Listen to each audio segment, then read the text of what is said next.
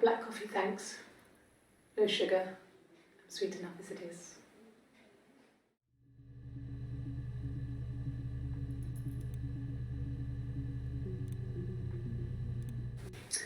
A cup of tea would be good, thanks. Just 1 sugar.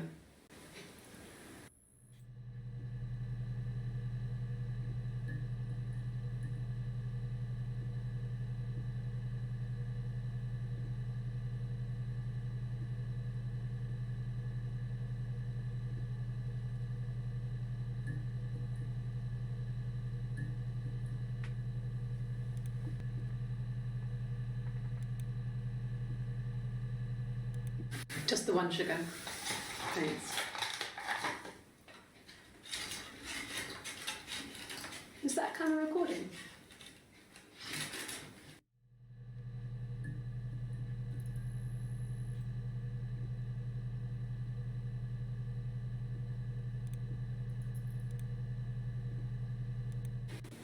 Black, no sugar.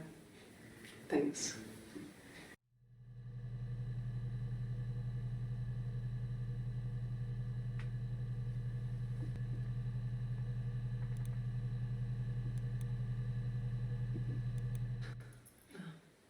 Coffee, I guess. Milk and sugar.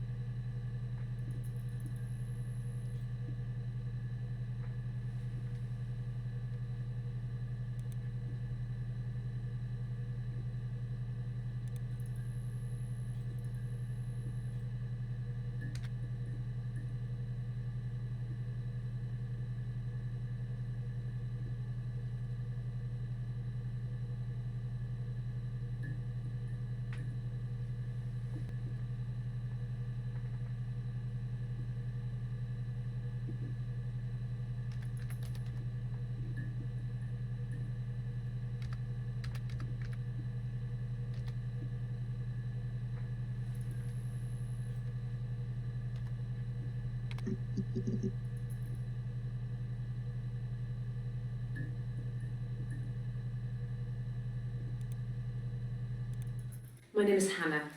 H-A-N-N-A-H. It's a palindrome. It reads the same backwards as forwards. It doesn't work if you mirror it though, it's not quite symmetrical, but well, I mean, you get the idea. Sorry. Hannah Smith, I live at 31 Gladstone Street.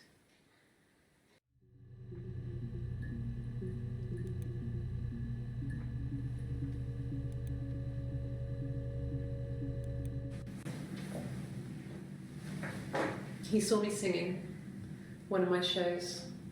Pure chance. Not sure I remember what he was even doing there. Afterwards, I had a drink at the bar and he came over and we got talking. I knew who he was. Obviously I knew who he was. But he didn't know who I was.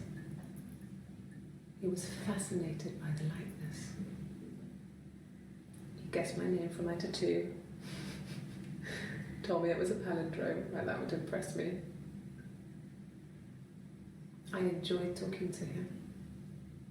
It was amazing to be able to sit and interact and talk to him after all this time.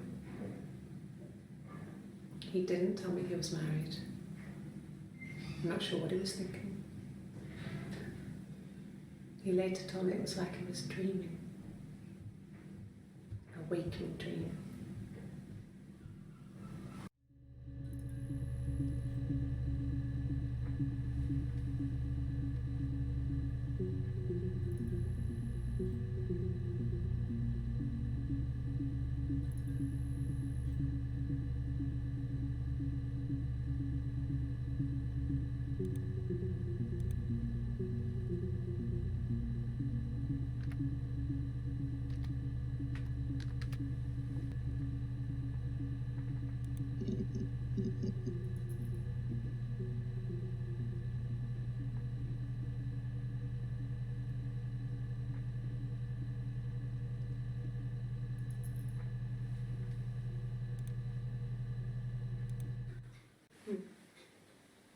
Simon Smith. He works at Ernst Brothers Glass. They do windows, all kinds of glass. Simon does the more special work, mirror making, feature windows, artistic things, really beautiful things.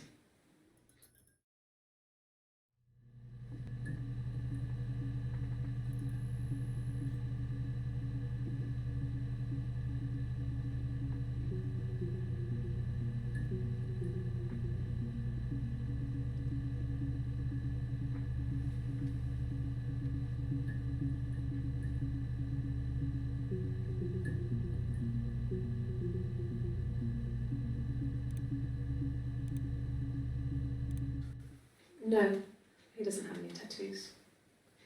He has a scar down here near his stomach, past his hip. Cut himself with some glass. That was before, a long time ago. He looks just like the photo. He's not got his glasses on here though. He takes them off for the camera. But he needs them to see properly, you know, when he has to read a newspaper or a menu in a restaurant. Not books so much, or watching TV. He likes TV.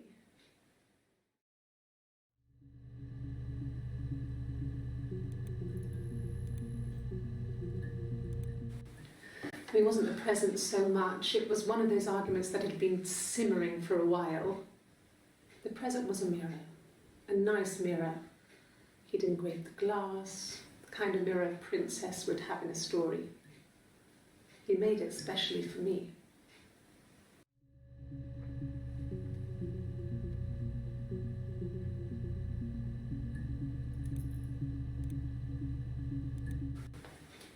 Well, on his clothes, that would make sense. He made it by hand. I mean, he brushes the silver onto the glass. That's not how they make mirrors these days. I mean, he made the mirror and he gave it to me.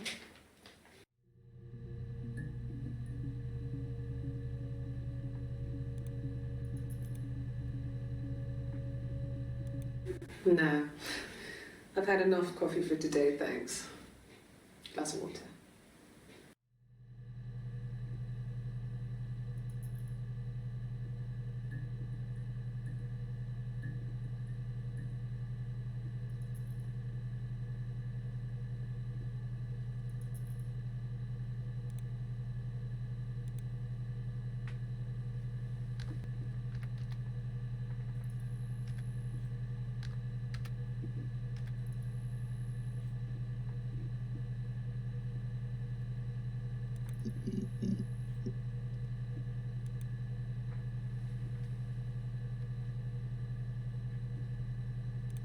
A mobile phone? Yeah. Well, they have one for the Glaziers, but it's only for work. I can't remember the number. Oh, it's in the kitchen. I saw it plugged into its charging cradle.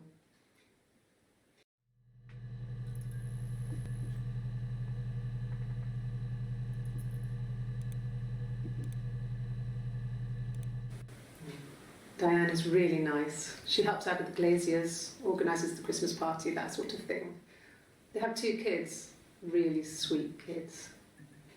She used to look out for me when I worked there.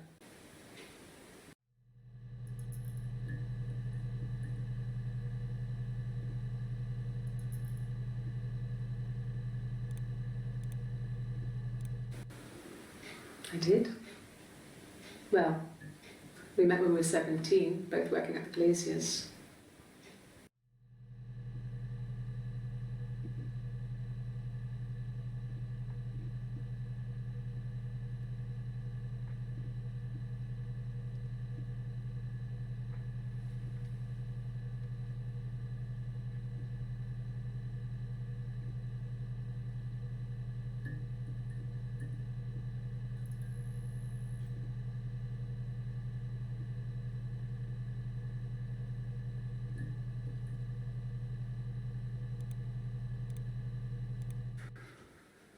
We couldn't afford our own place. Simon dropped out of school, went full-time at the Glaziers. That was Eric's generosity. We moved in with his mum and dad. They had a spare room for us and the baby, if it came. It was a nice change, time to myself, living there for those months, full of hope.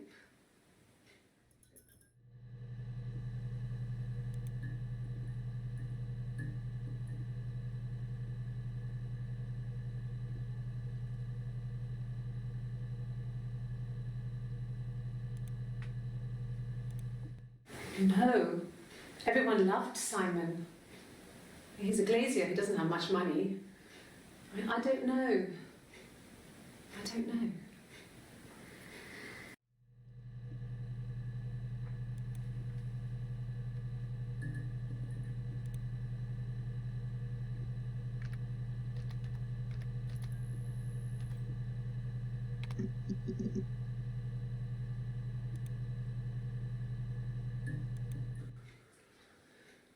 Simon is 6 foot, darkish blonde hair, average build. He's clean shaven. If his beard grows, it goes ginger, so he shaves it. I mean, not that there's anything wrong with ginger hair. I bought a photo. They said a spring photo. This was taken last year on holiday in Rome. It's the best one I have.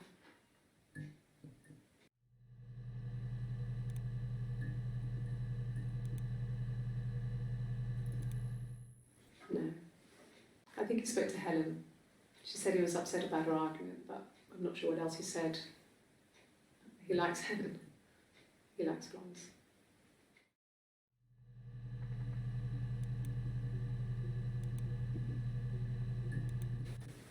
Could the hairs have come from somewhere else? I mean, could they... We have a lot of dolls in the attic. There's a Rapunzel doll with long blonde hair. Could they have come from there?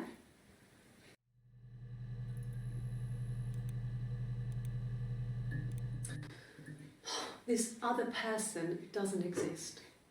I don't know what the blonde wig is, but it could be anything. Have you looked at the cat flap?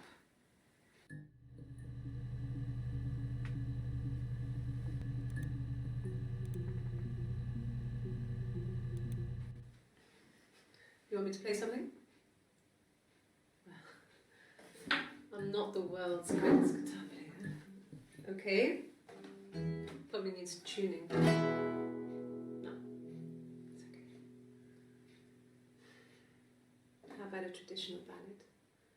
Should be right up your street.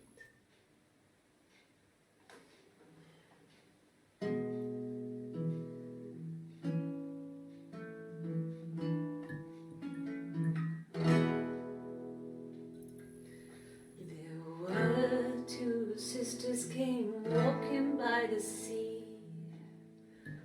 Oh, the wind and the rain. The eldest one pushed the other one in. Oh, the dreadful wind and rain. See, they both had a love for the captain's son. Oh, the wind and the rain. But he only cared for the youngest one. Oh, the dreadful wind. Oh, the eldest envied her sister fair. Oh, the wind and the rain. With a pretty little face and her long blonde hair. Oh, the dreadful wind and rain. So she pushed her in and held her down. Oh, the wind and the rain. Watched her as she slowly drowned. Oh, the dreadful wind and rain. Oh, she floated up and she floated down. Oh, the wind and the rain. Floated till a ship came by. Oh, the dreadful wind and rain. Out comes the captain's son. Oh, the wind and the rain. Father dear, here swims and swan. Oh, the dreadful wind and rain. And then it gets really weird, so I think that's a good place to stop.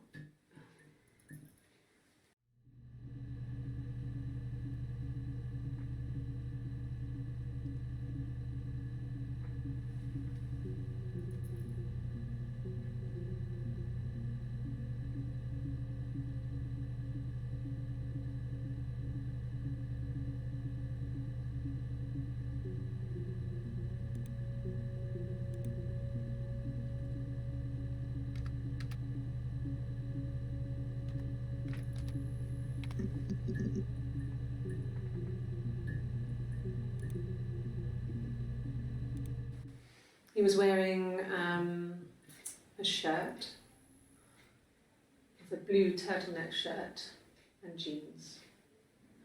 He has a watch, it's a really nice one. That was a gift from his boss, Eric. He had his coat, a long grey duffel coat, like Paddington Bear. He would have taken that with him, it's not in the house.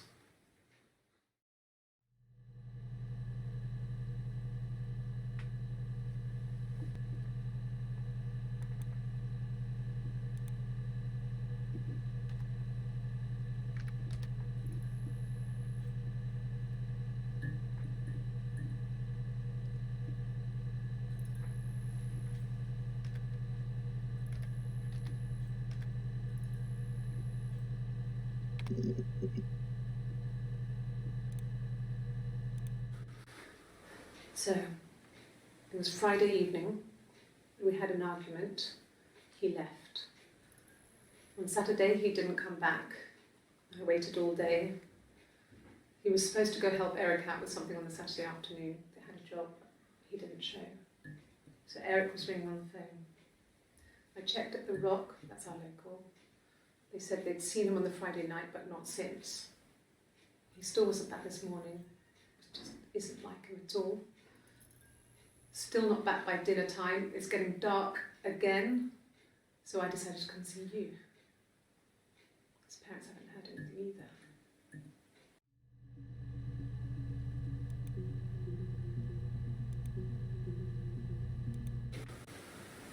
I wasn't in the house all of Friday night. After the argument, after Simon left, I left too. I was upset and I wanted to get away, so I took the car.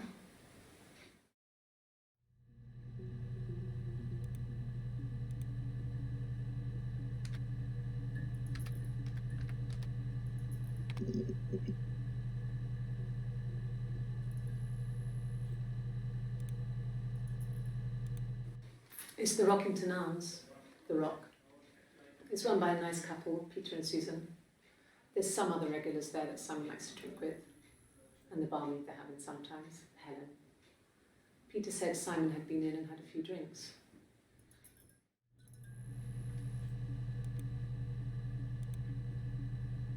Oh God, I don't know.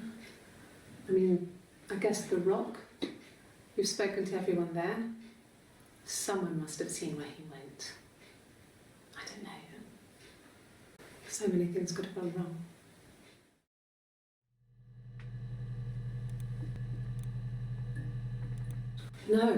No one has been in the last few weeks. We had a plumber come in 3-4 weeks ago. Someone Simon knew from the Rock.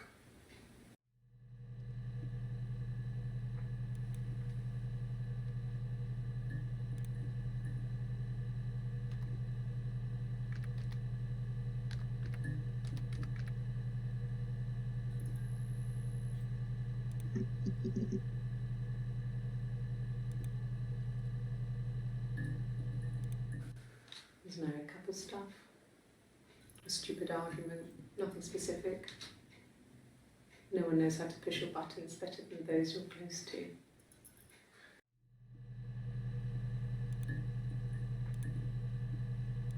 I thought it made me sound suspicious. It's not a normal thing to do to drive to the other end of the country. I wanted to keep it simple. I know it was stupid not to tell you everything. Saying I spent the night in Glasgow when my husband went missing, I thought it would, distract you from what was important. It's different now. Now he's...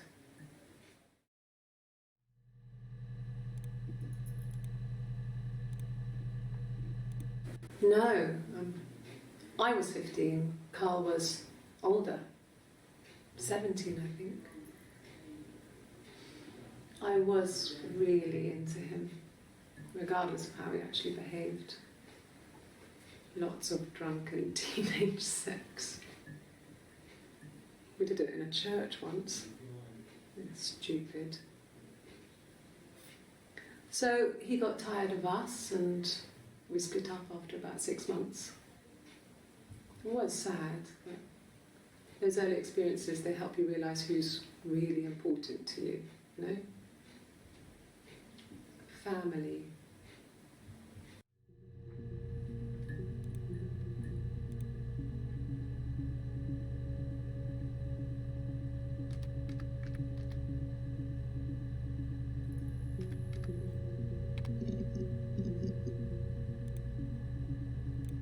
No, I mean, yes, we have arguments, but he never runs off. He always comes back, we make up. It's always that way.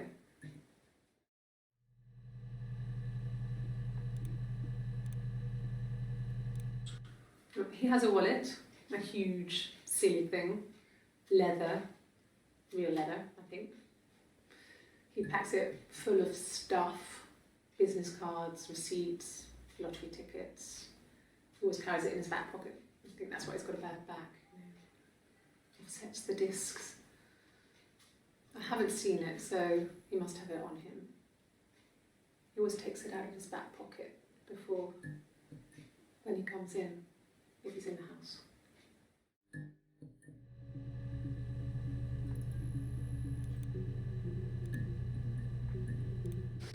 We spent the wedding night in a hotel in Brighton. It would have been too much to do more. We were saving for the baby. It was wonderful to be in a hotel, away from home, just alone together. Since then, we've always tried to get away for our holiday.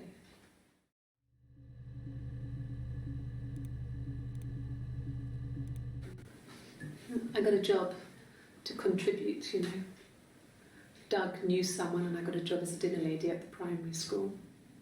They said it didn't matter if I could cook or not, just don't poison the kids.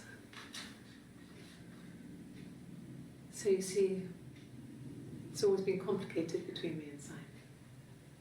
It's never just been the two of us, there's always been pressure.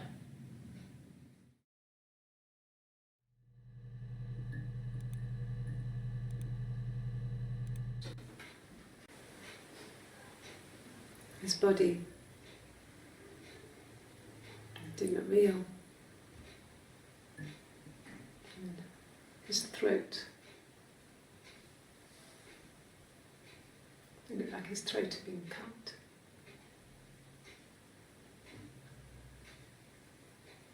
And I didn't see his glasses. He has these thick glasses.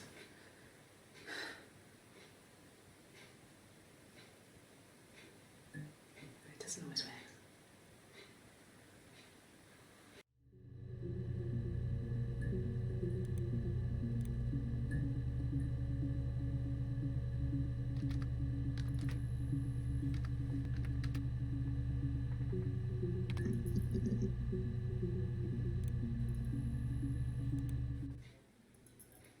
A long time. We got married when I was 17.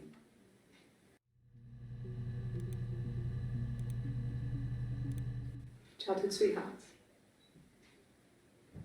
Something like that. Are you married, detective?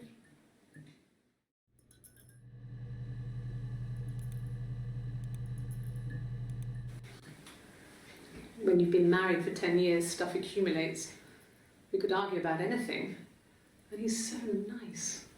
That doesn't help. He tries to smooth things over and that just makes it worse.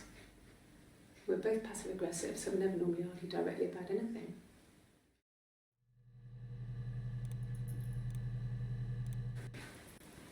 I got pregnant. Both our parents had a big powwow. We weren't even in the room. And they decided we should get married.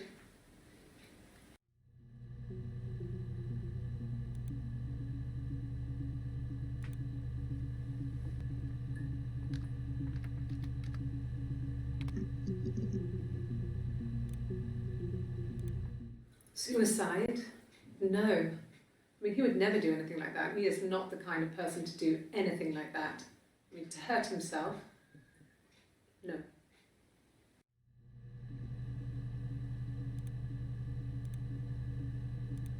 Bruce? Oh, yeah, no, it's nothing I was going through the top cupboard in my kitchen and the chair slipped and I kind of hit the door with my face. I mean, it hurt like hell.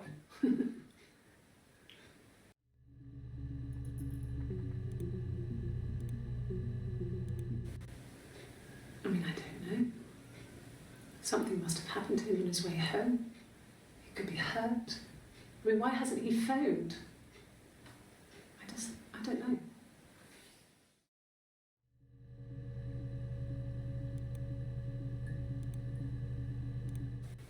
Hurt someone? Yes. But everyone thinks that from time to time, right? You just want to lash out.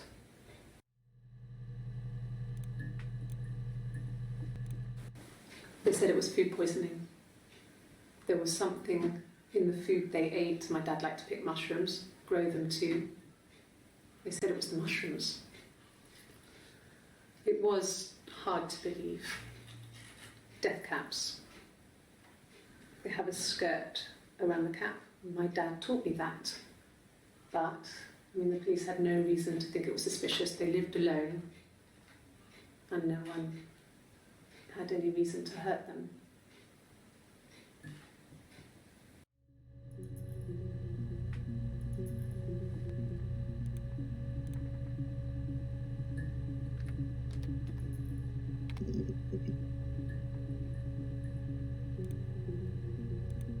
No, not drugs. I mean, he drinks, but never very much. He goes to the pub and has one or two. Sometimes we go together. He drinks wine with food, but no, he doesn't have any kind of drinking problem.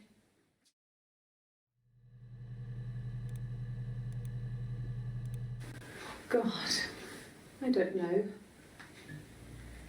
Could be anyone. Maybe someone follows him back from the pub. But why would he let them in? Doesn't make sense.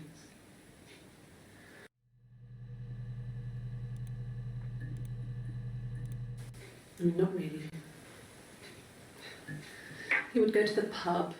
He had his drinking buddies there, but no one ever really came back to the house. Sometimes Eric, his boss, and his wife would come over for dinner. That would be us returning the favour. Diana's a really good cook, into her trendy ingredients. And the last time Simon cooked something off MasterChef, he got the recipe off CFAX, and I did my Lloyd Grossman bit, commenting from the sidelines. I had to find fennel from the supermarket. Have you ever eaten fennel?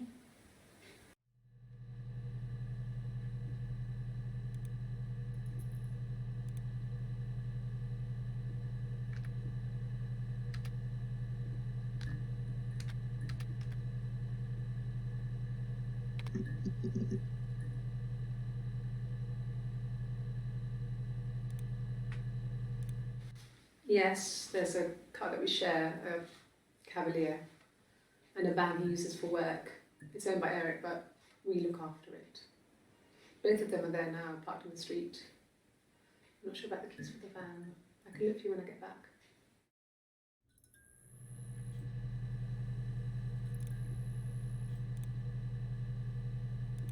Yes. He left after the argument. It was about 8 o'clock.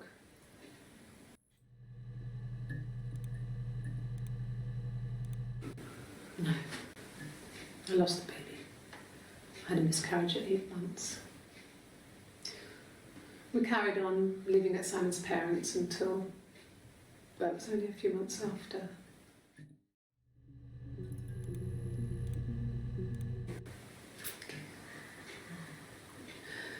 It was after dinner. I'd spoken to Simon's parents on the phone. I looked up for an early night and I suddenly had this thought.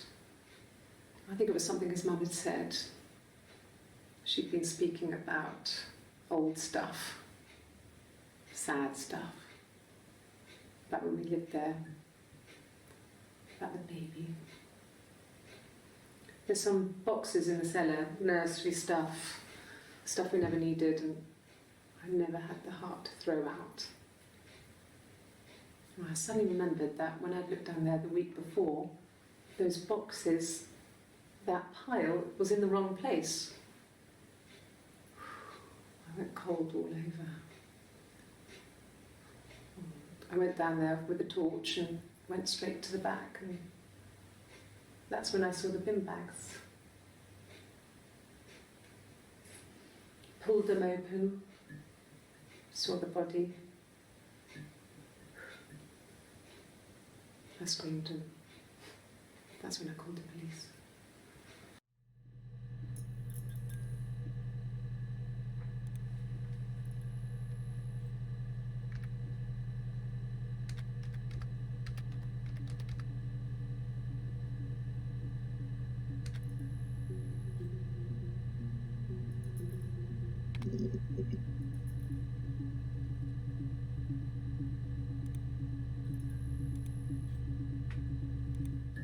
No. I'm not sure what strange would be, but he hasn't been acting odd. He's been busy at work, but nothing too stressful.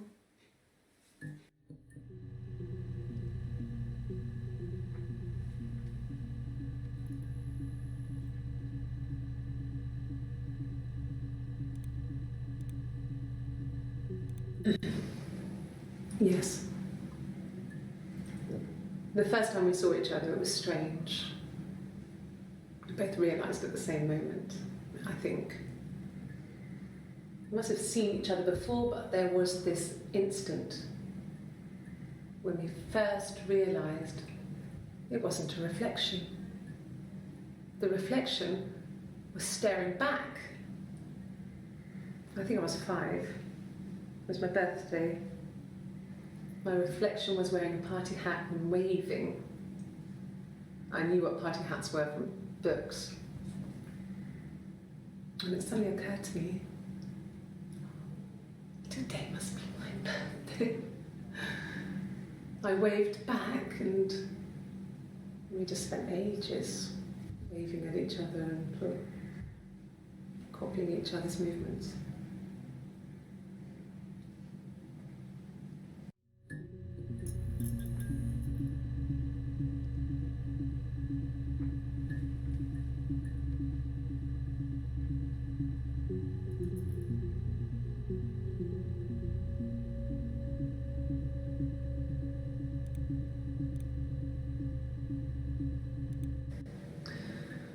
Florence was a warm, kind person, but she was broken, I guess. When I found her diary, I also found a biscuit tin with other stuff in it, older papers, letters, that kind of thing. Her story was in there. I never really spoke to her about it. I was far too young to really understand, I guess. I just put it together later, once I was older.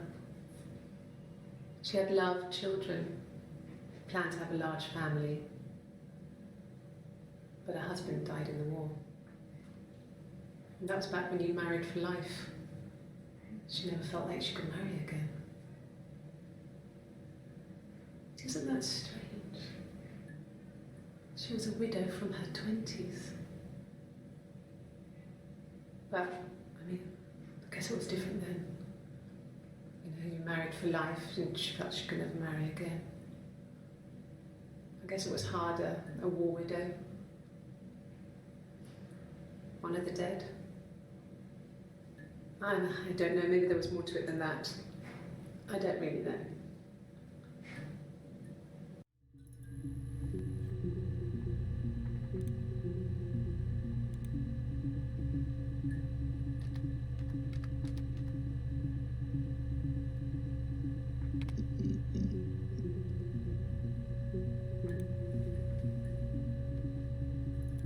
Yeah, I've been round to Doug and Eleanor's and they're very worried. I feel sorry for them.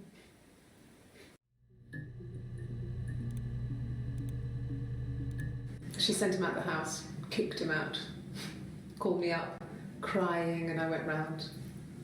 I guess I had a feeling I could hear something was wrong in her voice, but I wasn't sure what it was. She called me sister on the phone. She never calls me that.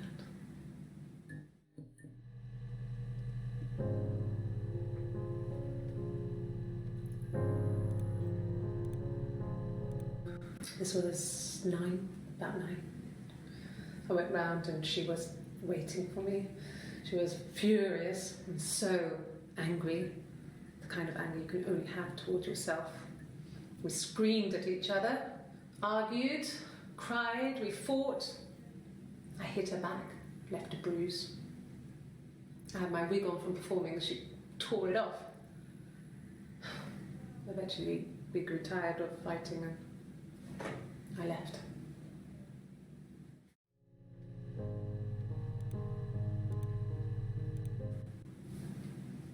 Her story is that she'd waited for him to come back. She put on my wig, some of my clothes, pretended to be me. They talked. She'd enjoyed being me. He said he wanted to be with me. Then he took out a present, another mirror, just like the one he'd given her earlier. That unique present. She went crazy, smashed the mirror. They argued, screamed. He hit her. So she grabbed a piece of the mirror and just swung it round. She cut his throat clean open. She'd only meant to scare him off.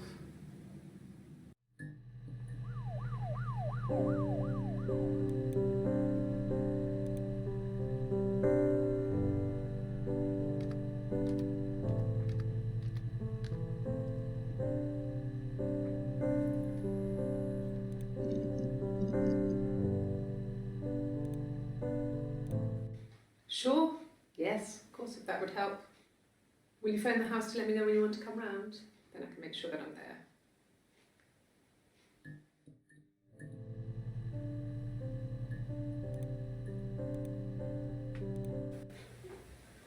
Yes. We'd fight. We fought on the beach once and I held Eve's head underwater. There was no one else around. It was at the far end of the beach and I held her head under and I kept it out. And for a moment, I just wanted to kill her and watch her drown. But that was it. It was just a moment. We were made up after. It was a love-hate relationship.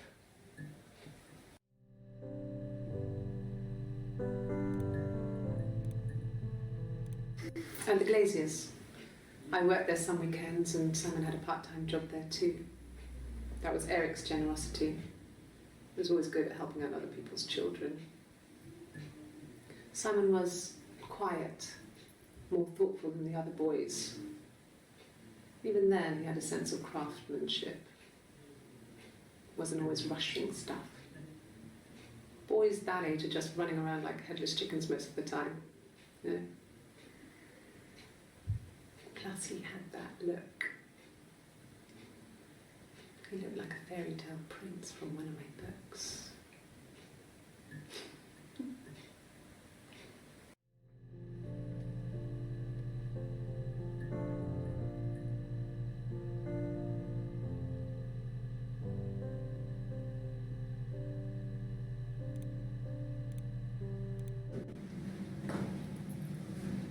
Across the road, where my parents first lived there, was a midwife called Florence. When Hannah was born, I was born at the same time. The midwife was there to help. I'd been throttled by the cord, probably wrapped around my neck by Hannah. The midwife told my mother I was dead, but I wasn't. She wrote all this stuff in a diary. Amazing what people will admit to on paper.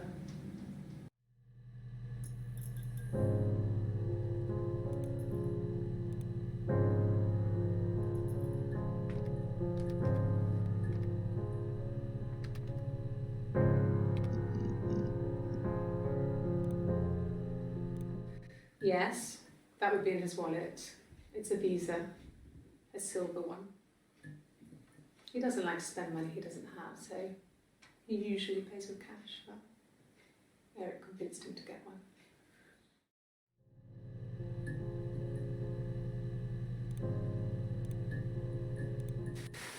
Silver leaf? No. He normally silvers them properly. This mirror, it's supposed to look antique. The reflection isn't as good. It's the perfect mirror for someone who doesn't like to look at their own reflection.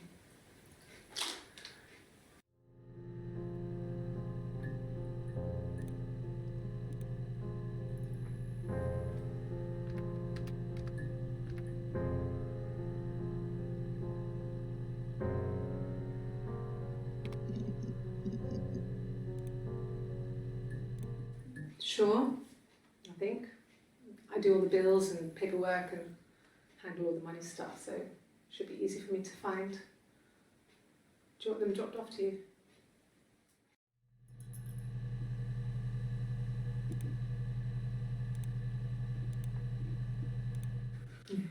Thanks. Please find Simon.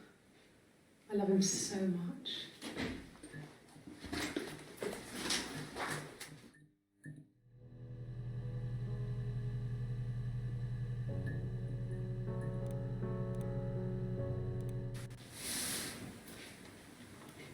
She's crying, I guess. She's sad because she thought she saw her husband with another woman. But it's okay, because she finds out it wasn't her husband, it was his brother. And so it's fine.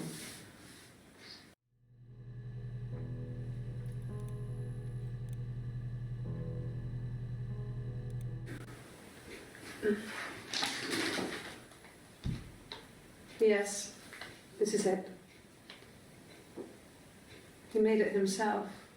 It's a special one-off. He made it and decorated it. That's his thing. Where did you find it?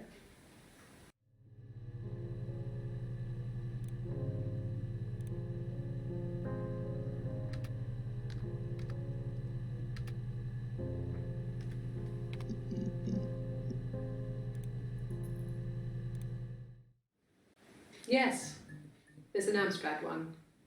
No one uses it for very much. There's a printer so you can write letters on it. Simon sometimes plays games, climb the tower, save the princess, that kind of thing.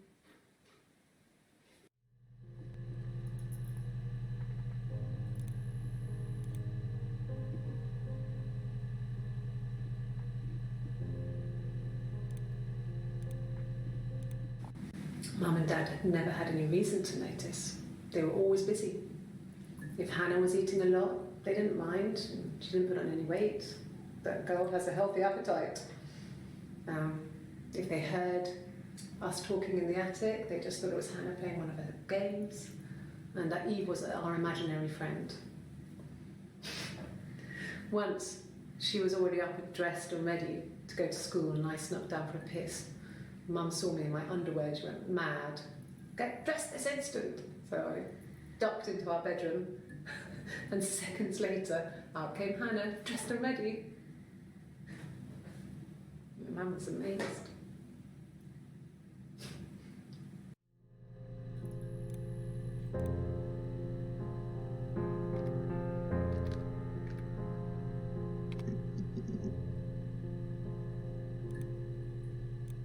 No, he doesn't keep a diary.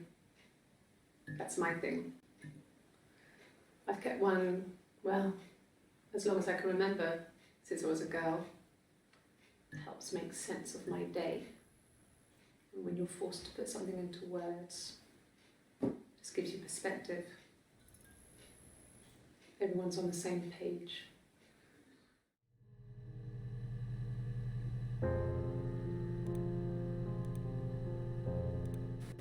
Yes.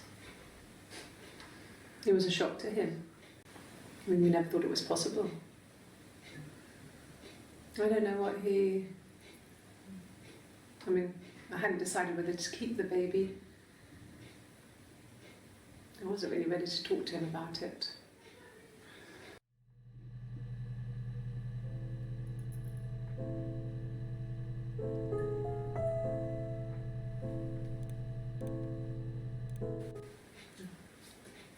is Rapunzel.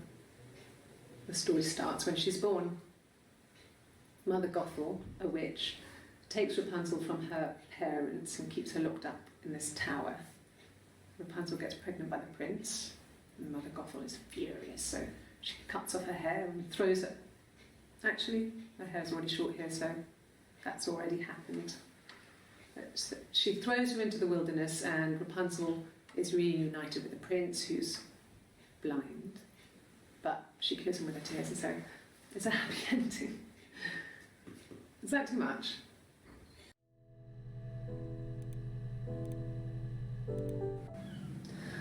Hannah was so smitten with Simon. She started getting jealous, didn't want to share. Even the first date, we went to see Tom Cruise at the Old Odeon. We both went, kept changing places in the toilet. We only had the one best dress, so we had to keep swapping clothes. Must have thought we had terrible bladder problems. The next date, it was my turn. At the end, I let him kiss me, but that was it. We didn't want another Carl on our hands, and the Ouija board had said to hold back. After that, it was Hannah's turn, and she slept with him. Broke the rules. Deliberately broke the rules. She wanted to be the first to sleep with him. I mean, that's when she got pregnant. From that one time.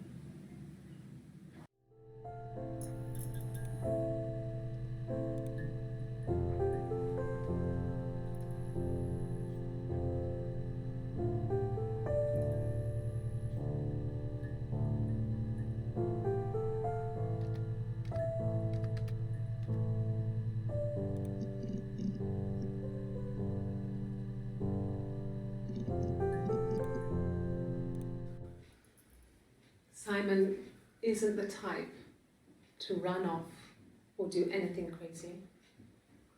Someone must have done something to him, or there must have been some kind of accident. So what do we do next?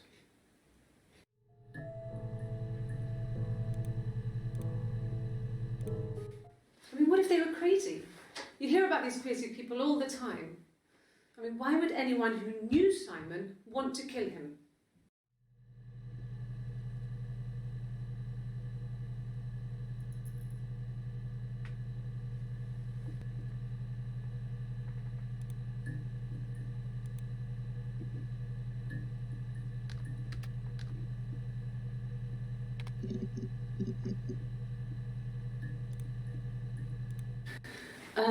Could I have a cup of tea?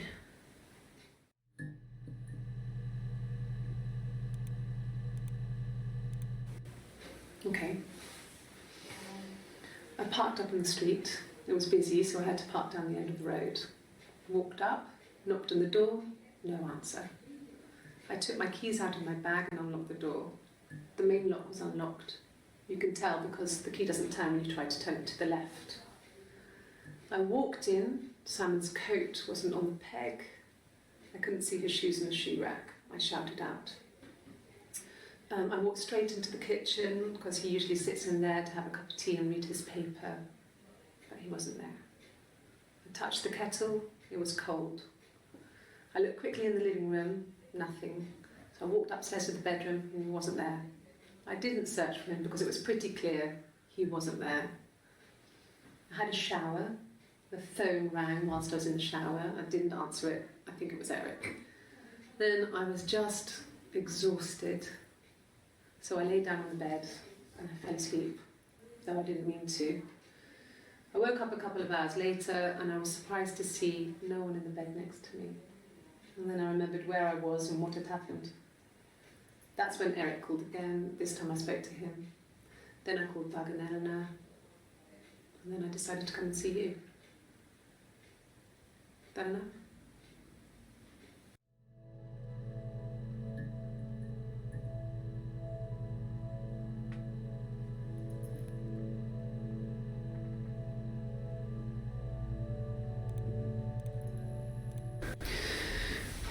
Maybe a fresh cup of tea?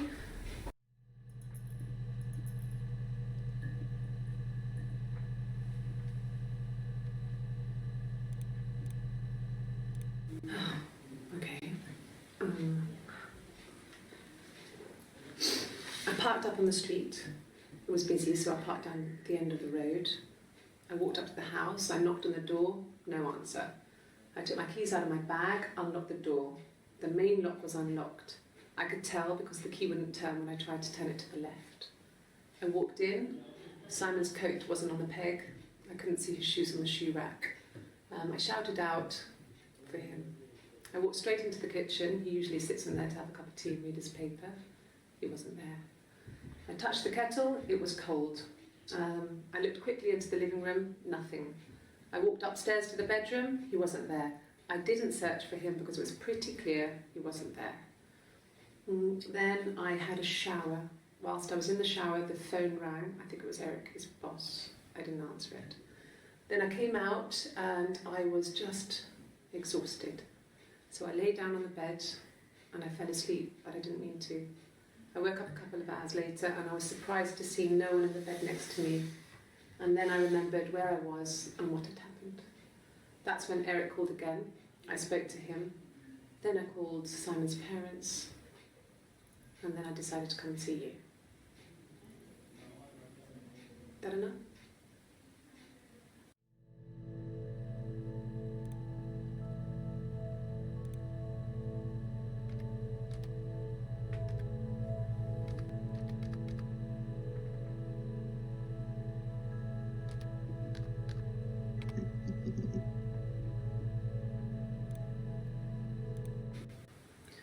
Eric was like an uncle to him. They were pretty close. They spend a lot of time with each other, especially when they have to go to conferences. Have you met his wife, Diane?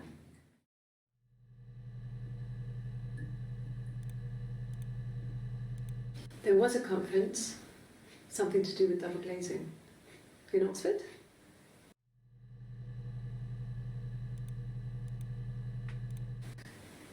Are you sure? What would he be doing in Oxford if there was no conference? I remember calling him. He said it was boring and he spent most of the time at the bar.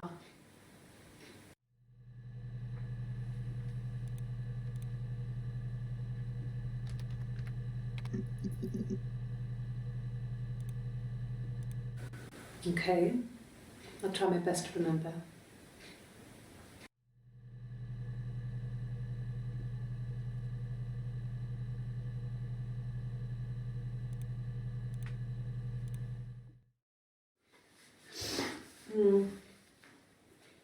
I left the next day, Saturday.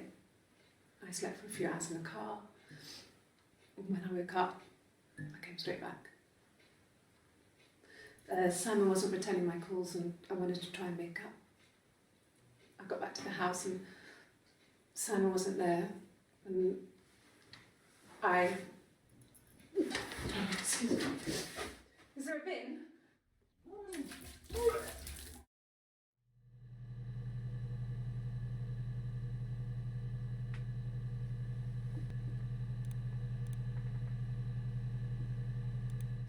No, it was just me and her.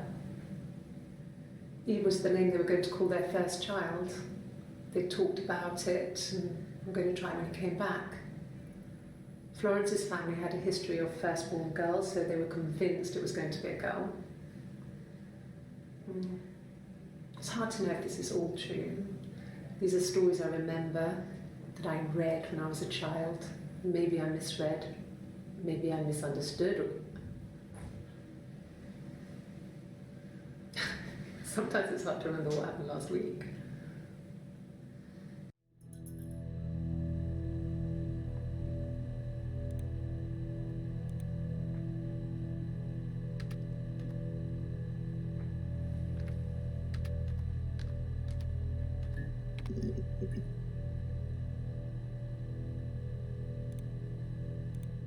Yes, that's my birthday. Not one of the big ones, but I guess you can see that.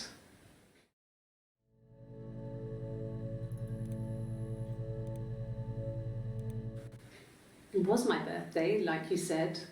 We were going to have a meal at home. We had our meal. He gave me his present. I guess I didn't like the present.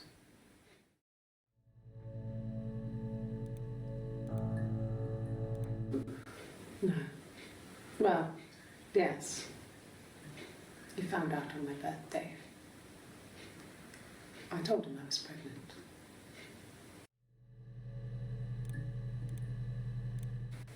From when I woke up.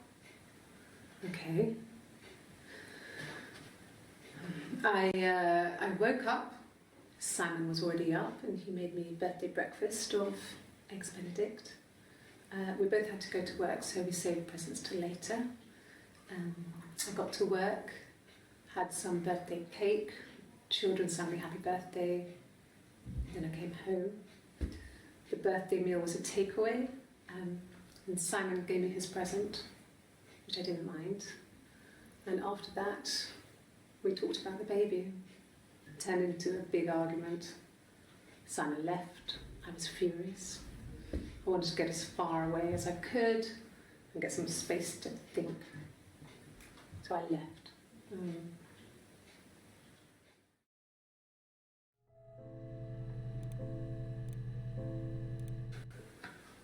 A week or so ago, it would have been the Saturday before my birthday. You know, I get like that on the weekends, have a lie-in, then want to get up and blitz the house.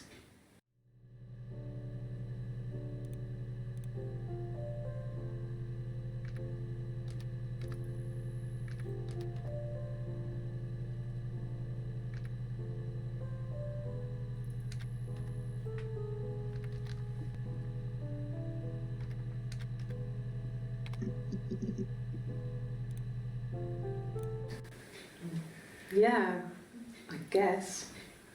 I mean, I'm quite a private person and I didn't want to get into the detail of the argument.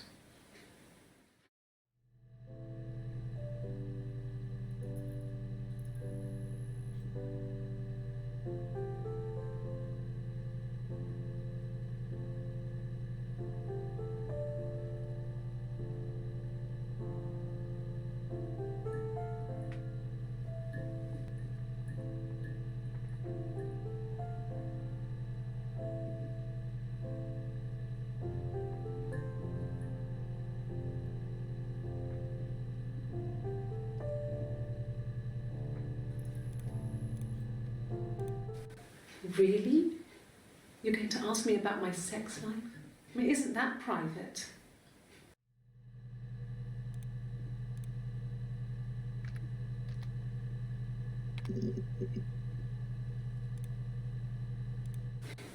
What about us?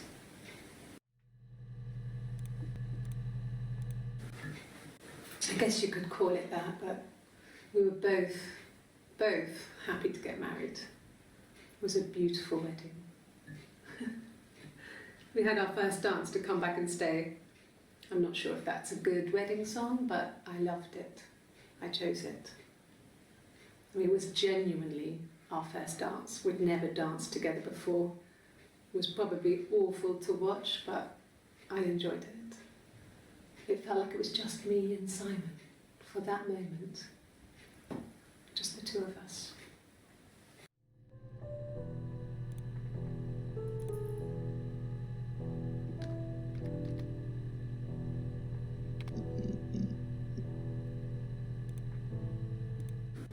Yeah, when I was at school.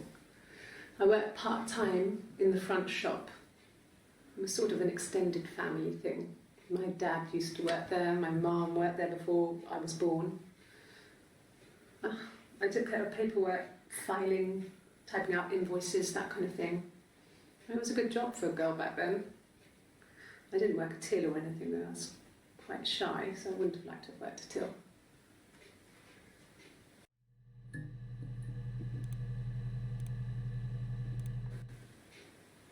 No. The whole thing was wrong. The bags, I think they were from our kitchen, you can probably check that. We never go into the cellar. It's just a place we put things we don't need. Dad used to grow mushrooms there.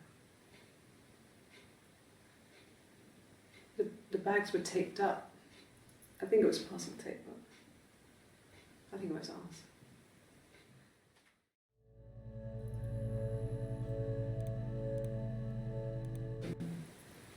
No, They were shut. Most of the windows were really hard to open anyway. They're stifling in summer. They were painted over by my dad. Could have left a door open accidentally. Or there's a cat flap in the back door.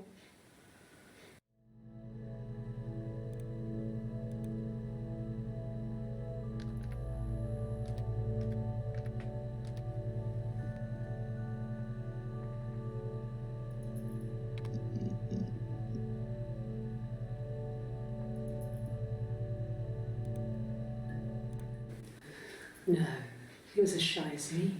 I asked a friend to ask him out for me.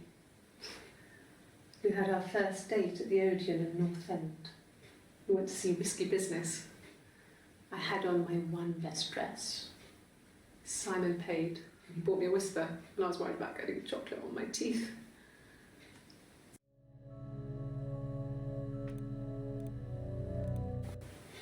Simon's parents offered to put me up, but I didn't think it would be a good idea. It would be too sad. Not right now. I'm staying at a friend's.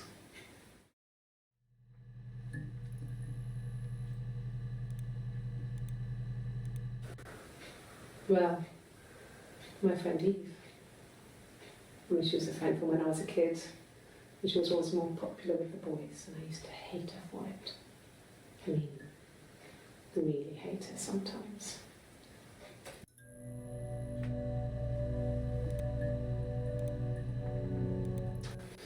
A police station. Yeah. When I was young, we ran away on my birthday. Bob Dylan was playing in London, and we thought we could break into his tour bus and have him take us with him. The taxi driver we paid to drop us off. I mean, we'd saved money, pinched a bit here and there to pay for the fare. He was suspicious because we were so young, so he told the police.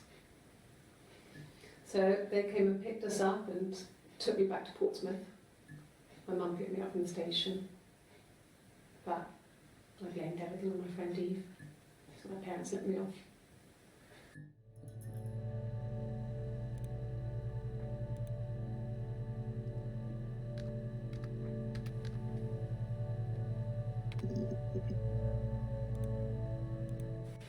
Then my parents died. It was the worst year of my life. A miscarriage and then my parents.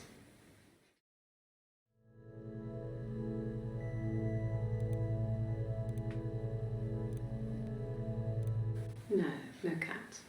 My parents had a cat before they died called Domino. It was this little black thing with white dots.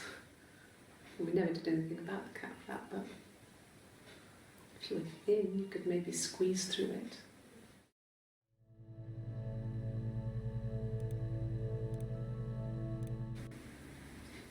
No. 1984 was an awful year in the end.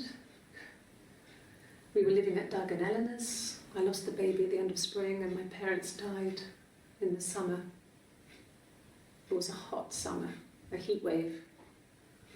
So when they discovered the bodies, it was just awful.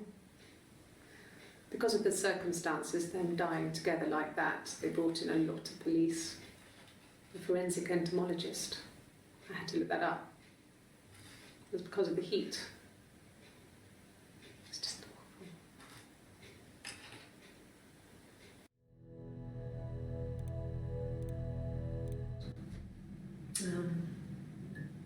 When I was 8, Mother died. She slipped down the stairs.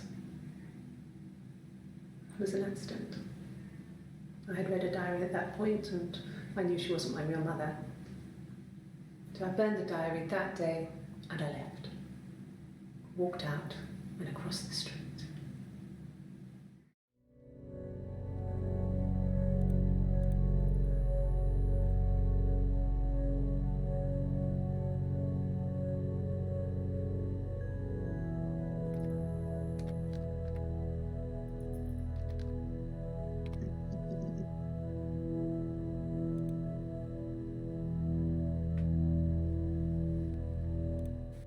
At the time they said it was poison, food poisoning. I mean, I felt so guilty. If I'd still been at home, maybe I could have done something. I don't know.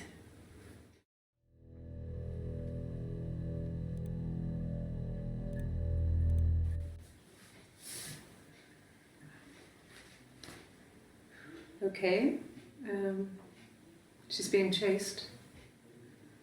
They're trying to catch her because she did something bad. I guess she broke the rules. Or maybe they think she did something bad. Maybe it wasn't her fault. She looks scared, not guilty.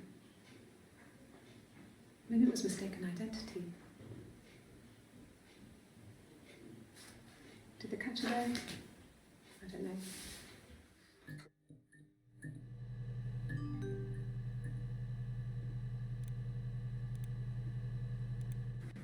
Yes. I thought about telling Hannah. I felt guilty after the kiss.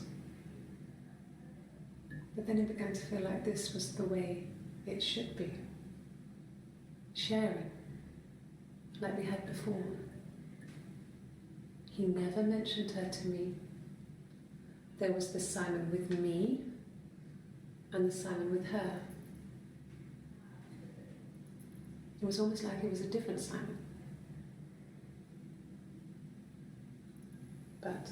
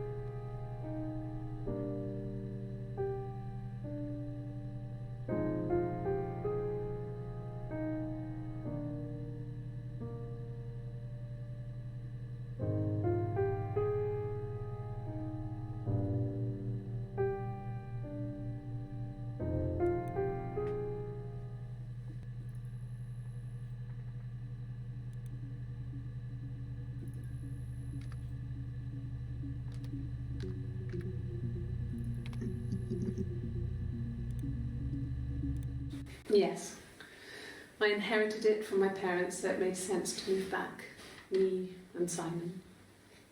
Felt like going back to old ways before the pregnancy. Reminded me of being a girl, a dollhouse in the attic, old things. We didn't sleep in my parents' bedroom for a long time. We decorated it as soon as we moved in, but it was another year before we started sleeping there.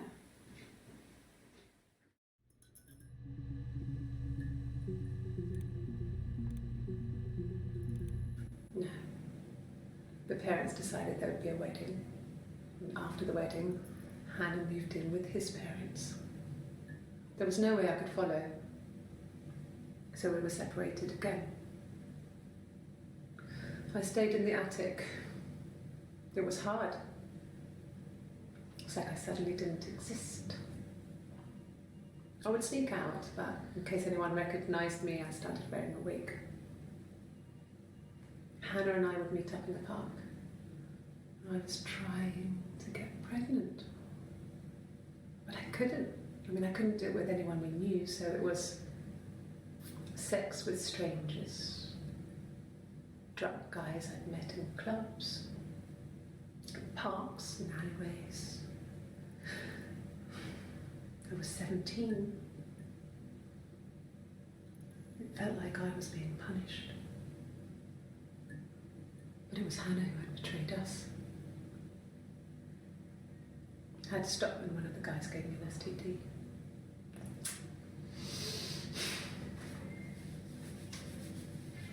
When we met up, it was disturbing. For the first time, my reflection, she didn't look like me. She was fatter, flushed. If anything, I was getting skinnier. I found it hard to look sometimes.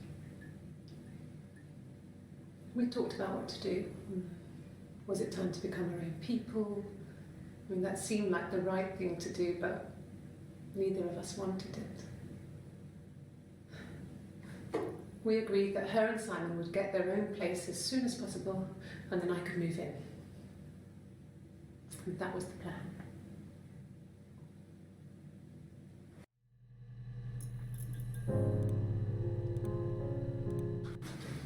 The legal stuff was completed very quickly.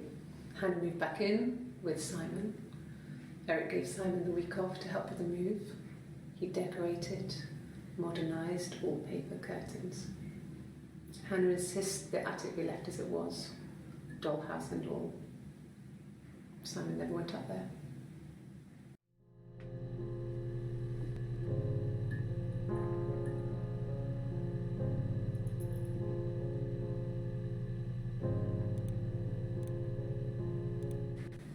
Then she told me she wanted to help more. She said I should move in with her. She would come clean with Simon about me.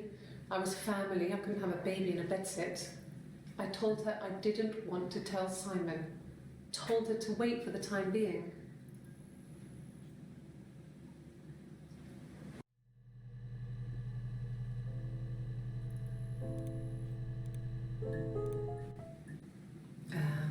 When she went home, Simon had a birthday tea waiting.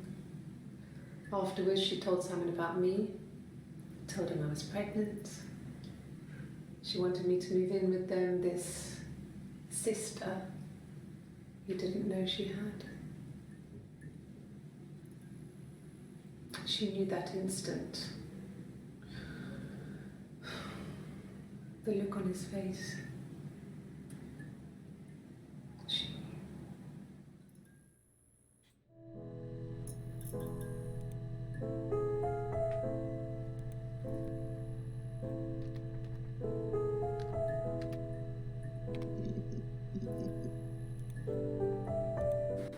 No. Everyone loves Simon. He was so nice to everyone. He loves me.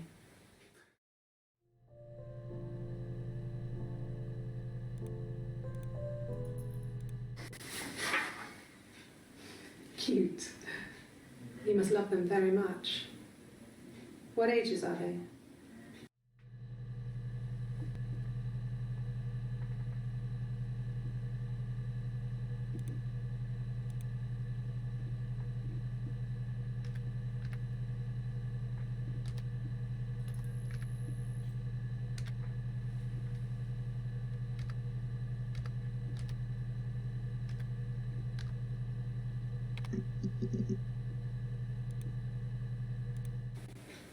fine. I've never had my fingerprints taken before. I once put my hand on the oven.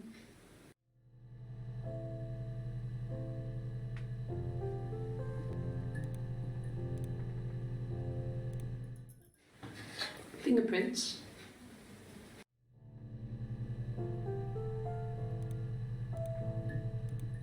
Yes, yeah. I would have cleaned them.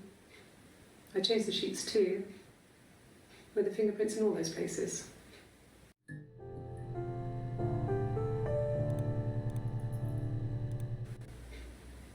Could they have been my parents' fingerprints? I'm not sure how long they last for, but is that possible?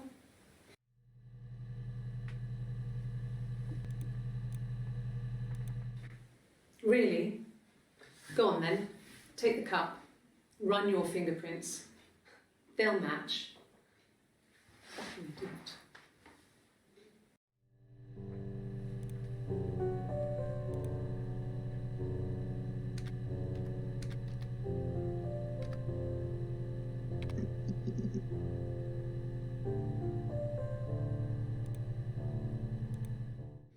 Okay. I've given blood before. Do you need to take that for your records?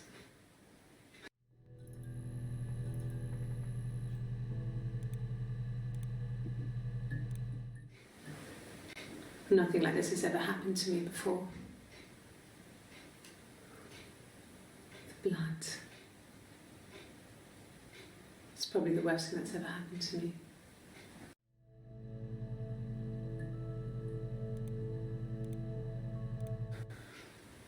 Well, fine, considering. I got back into the house today, and that was weird, knowing your people had been there through my things. It's like I'd been burgled. I mean, worse, obviously. I don't know. I haven't looked in the cellar yet. They sent a cleaner in. As good as new, he said. But they had to throw some stuff out. Couldn't get the blood out. And I'm still waiting to hear from the coroner so we can get a date set for the funeral. It's going to be a cremation. So,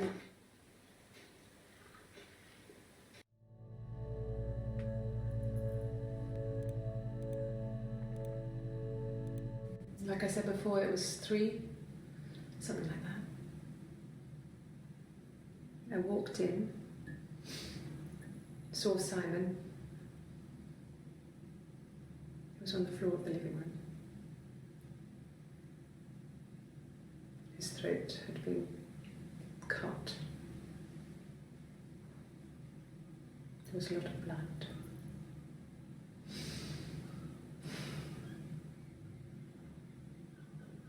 Yeah, he was dead.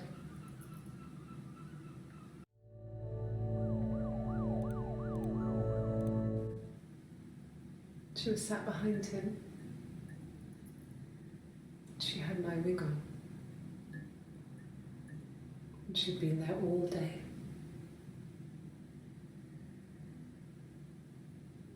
And she had blood on her.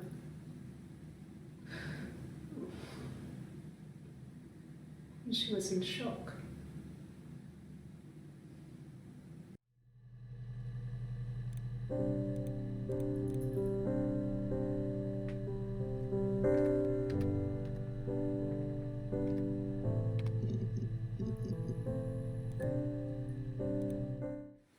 No, it's okay. The other detective has just gone to get me one.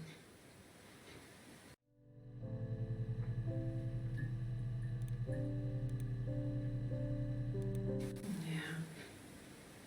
They'd gone to bed feeling ill, thinking it was flu or something. The neighbour called me. I had to use my key to let them in.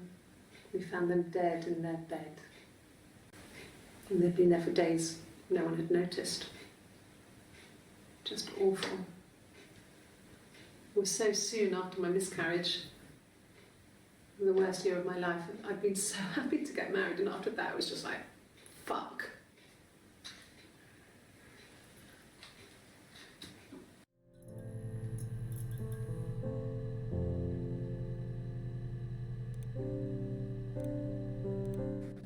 It happened very quickly. We hardly had to talk to each other. We agreed almost silently. The baby was what mattered. We'd help each other. We cleaned up. We bagged up the broken mirror, her clothes. They're gone. We took him down to the cellar. We knew we had an alibi, and we wanted the body to be found later. We wanted to have suspicion on us, so we could then disprove it, rather than have it linger. Better to keep the body in the house than risk being seen with it. The watch, that was my touch, to make sure the alibi stuck.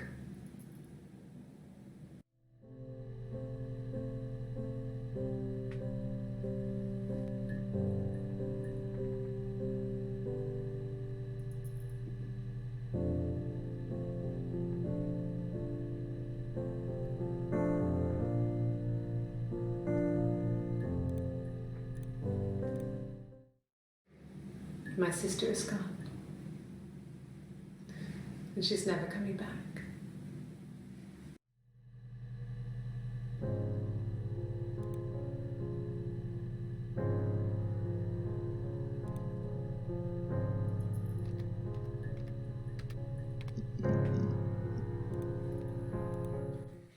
Tastes fine to me. As long as it's black and strong, I'm good.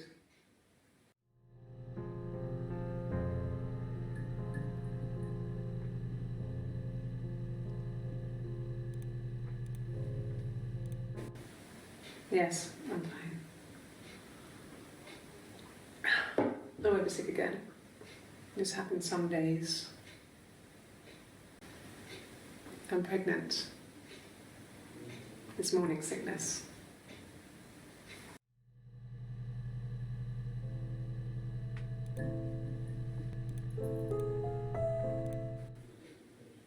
When I arrived in Glasgow, I was exhausted. The streets were empty. I was driving badly, and I hit a taxi. Not a big crash, just paintwork.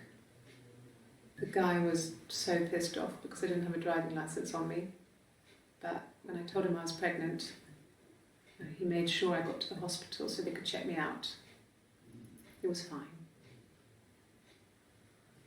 The hospital must have details when I was looked at. There's a scratch on the car.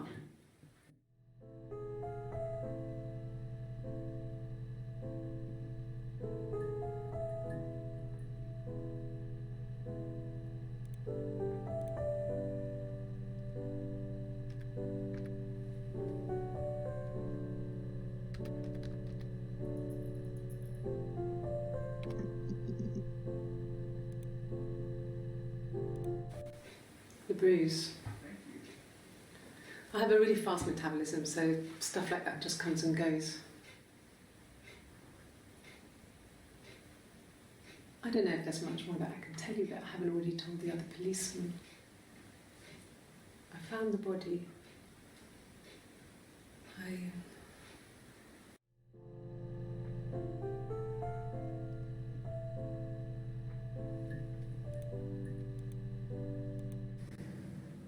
If one of us got hurt, the other one would have to be hurt too.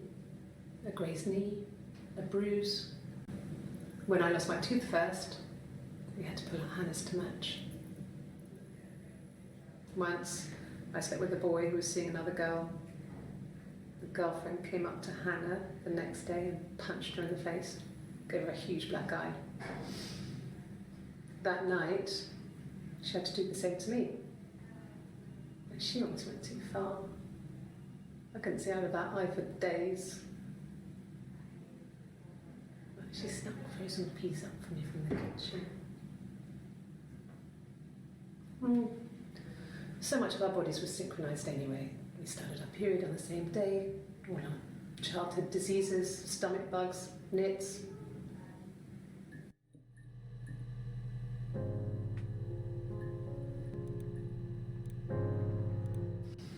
Differences? She's a better driver than me. She passed the test for us. I tried to take it and nearly crashed the car. Learned that you can't rely on confidence to get you through everything. She is the shy one. She was especially shy around boys. If Hannah liked a boy, I would have to pursue him. It was that way with Carl. Hannah met him first. She had such a crush. I let him take my virginity after a night that his band had played at. It got difficult. When I was with Carl, we would have sex, but Hannah couldn't let him see she was a virgin. She had lots of excuses. After a while, we decided that I should take Hannah's virginity. It's not that different to a bruise, pulling a tooth, a graze. We used a hairbrush. After that, we took it in turns, though. I was always the one who seduced the boys. Until Simon.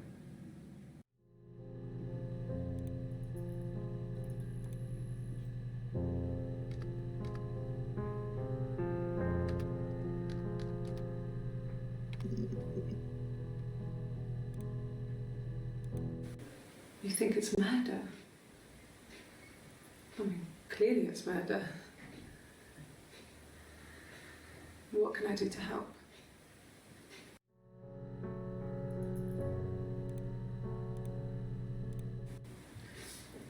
Yeah, that's me.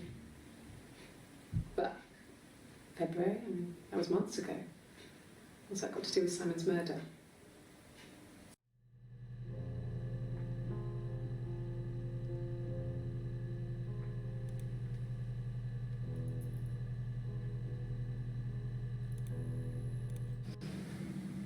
I didn't murder Simon.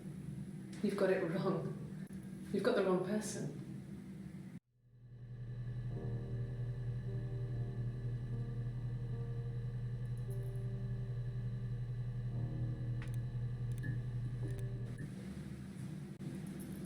I'd like to speak to a lawyer now. Please. You have no murder weapon. You have nothing. And all these stories we've been telling each other, just that. Stories.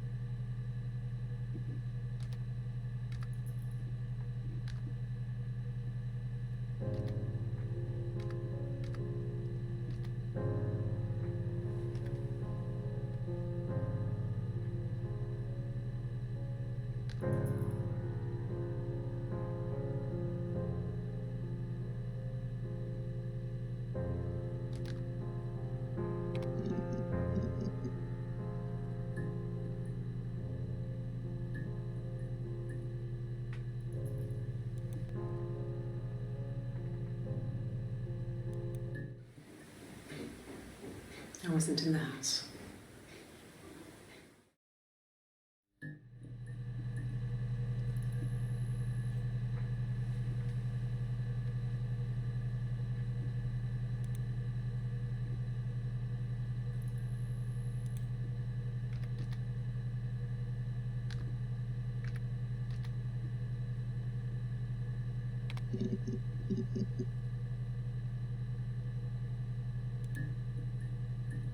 I got in the car and I drove. And just kept driving north. Just kept going, just wanted to get as far away as I could. When I finally stopped, I was all the way up in Glasgow. I was so tired. I just had to sleep.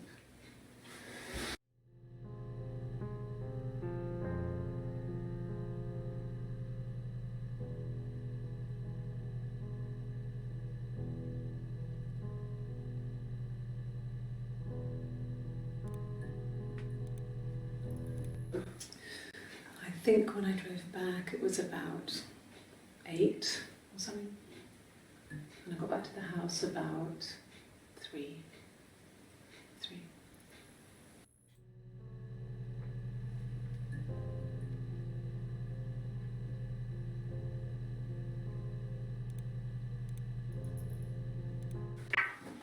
Let me see. Yes. I drove in here because I remember well I went over the river. And then there was a church there. Yeah. And I probably parked, well, I remember seeing a street sign called Princess Street. Yeah, there it is. Yeah, so I'm pretty sure it must be this one. There.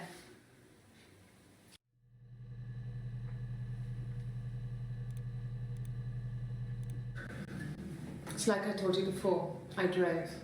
I took the car and drove. I don't have my own car, but I have a spare set of keys. I just drove north. I wanted to think, put some space between me and them. Everything I told you before is true. I stopped at Glasgow. I was tired, exhausted. I pulled out and I hit a car. My car was okay, but I was worried about the baby, so I went to A&E to get the okay. Everything was fine. Slept in the car. When I woke, I tried to call Hannah from a payphone. She wasn't answering. And then I decided to drive back. I had decided that she was more important to me than Simon.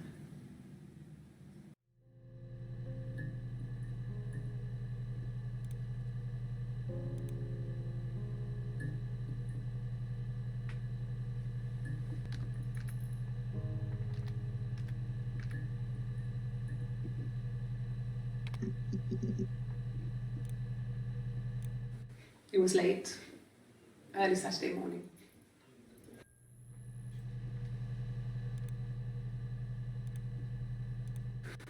No, I don't think so. Glasgow was deserted that early in the morning.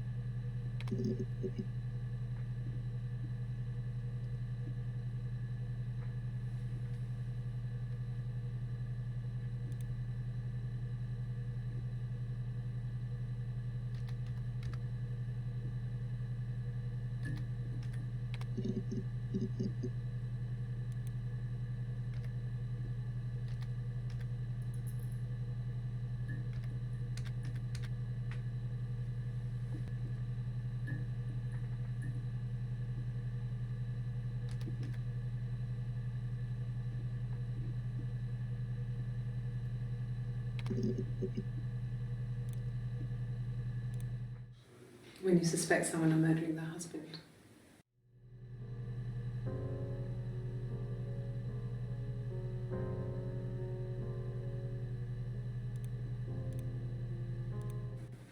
Okay. So you want to eliminate me as a suspect?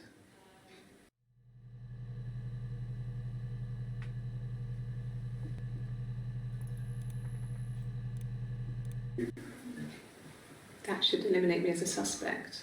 If I was in Glasgow, can't be in 2 places at once.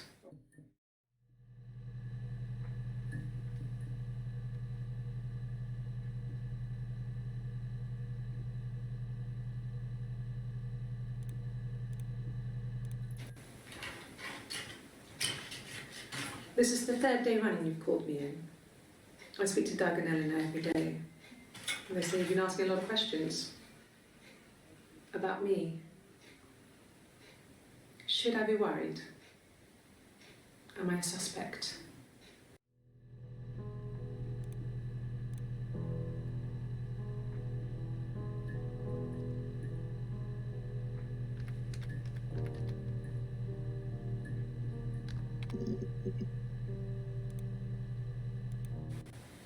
Okay.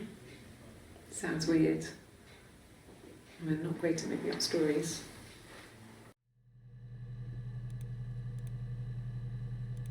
Really? Okay. Here's the rest. Oh, they laid a body on the doctor. Oh, the wind and the rain.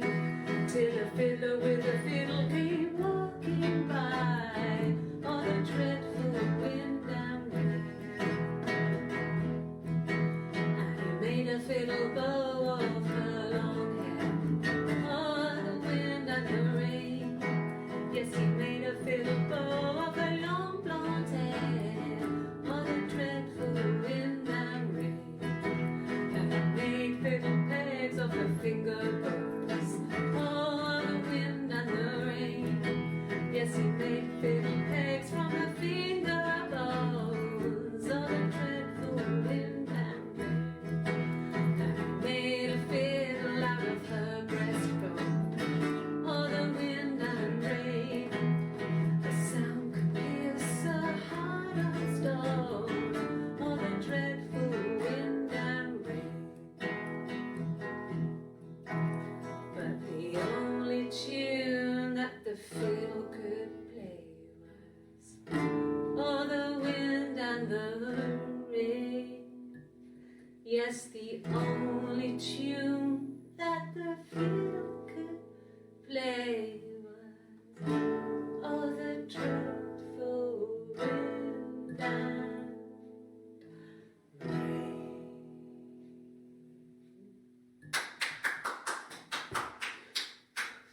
Anything you sing may be used as evidence against you.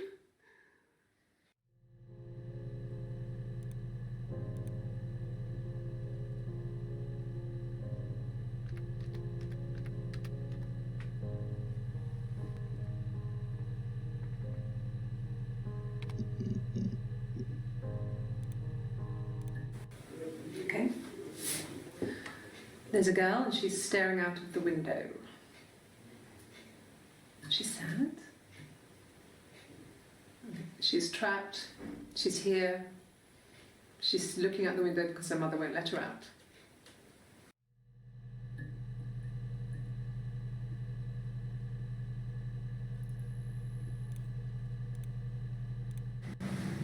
Florence raised me in her home.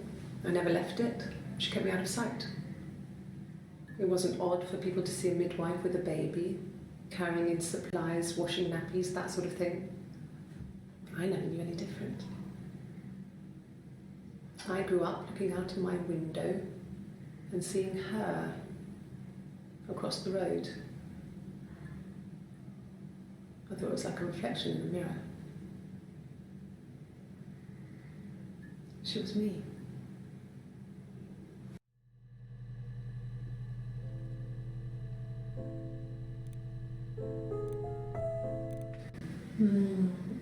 She recognized me from the window. She told me to come inside, and she hid me. They had made the attic into a place where Hannah could play. There was a dollhouse. She hid me up there. No one else ever went into the attic. It was her place.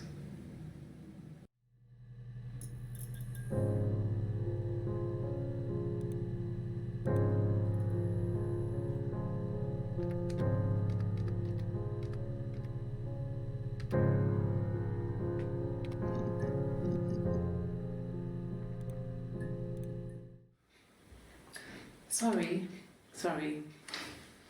The picture, the way it's drawn, just reminded me of the books we used to read as children. I read those fairy tales over and over, and they were so real to me. Rapunzel was my favourite. My brain is just full of it. Are any of these in colour?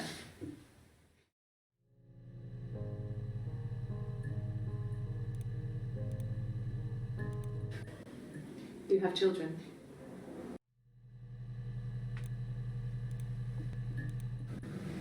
Fairy tales. Stories about lost princesses, evil witches, magical mirrors and lost children. So you see, even before I knew the truth, found it in those stories.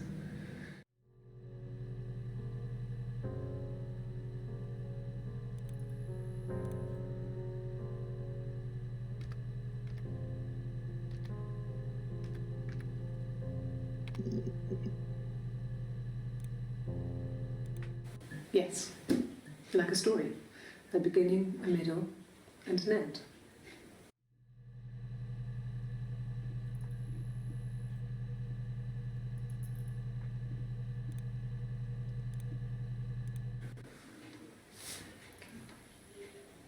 Well, she has a knife. She's been cooking, I guess. She's been cooking him his favourite meal. She's his wife. And he's asleep and she doesn't want to wake him because he's ill. That's why she's sad. Because he's ill and he might die. It's kind of a sad story, so I'm not sure how it ends.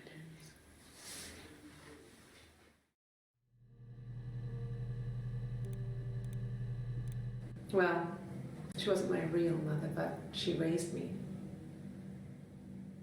Do you want to hear the story? It's a real life fairy tale.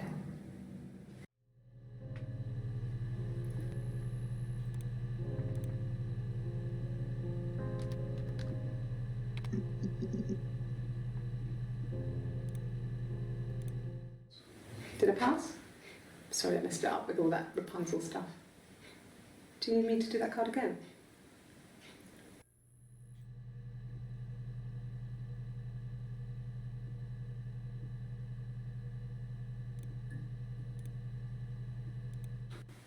I think so. I mean, to get into our garden, we'd have to climb through other gardens. All the gardens back onto each other, so you'd have to climb over 1, 2, 3 gardens to get to ours.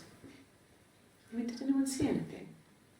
Did anyone see anyone come and go? An intruder?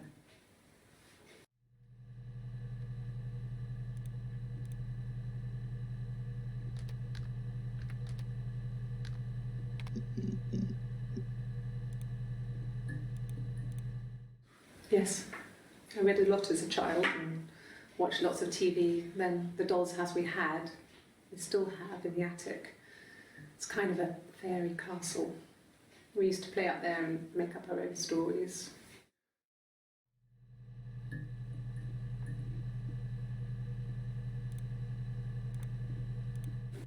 Yeah, we were 17. It was a nice wedding, people said. Simon looked very handsome in the photos. His parents paid for everything, but he's an only child, so it was important to them.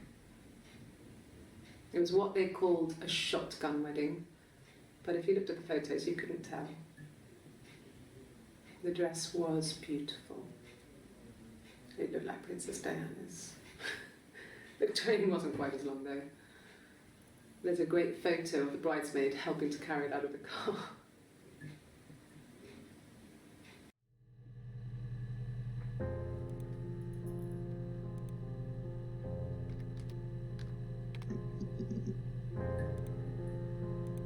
Ask the hospital.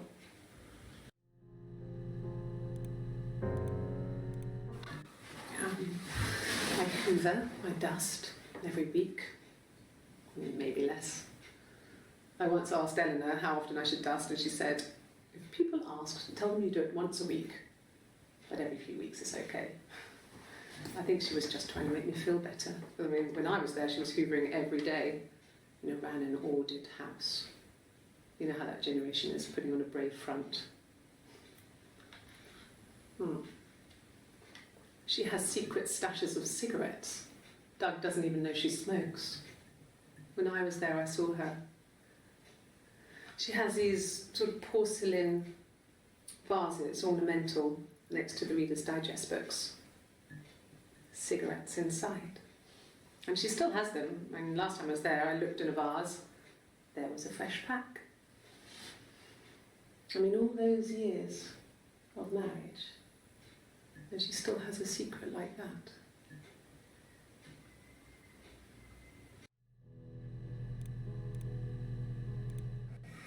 Simon and Eric arguing? No, I can't imagine they'd be arguing. And they get on so well. Unless it was something to do with work. Maybe Simon was being too much of a perfectionist. But I don't know. You should ask Diane.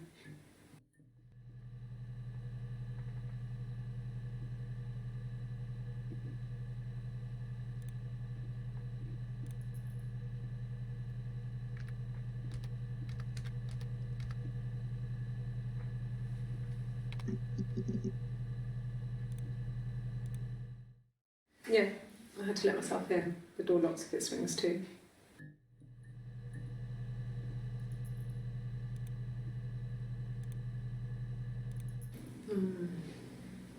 About 8 years back, it was a present to myself.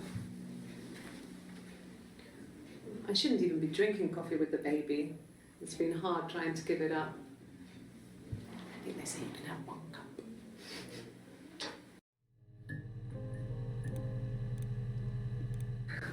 We loved our cat, Domino. He had this little bell around his neck to stop him from killing birds in the garden. And we used to write each other notes and put them in the bell, and we could send them to each other. Mum found some of the notes once, and she thought I was just writing to myself because our handwriting was identical. And we had our own words for things, so she didn't quite understand them anyway.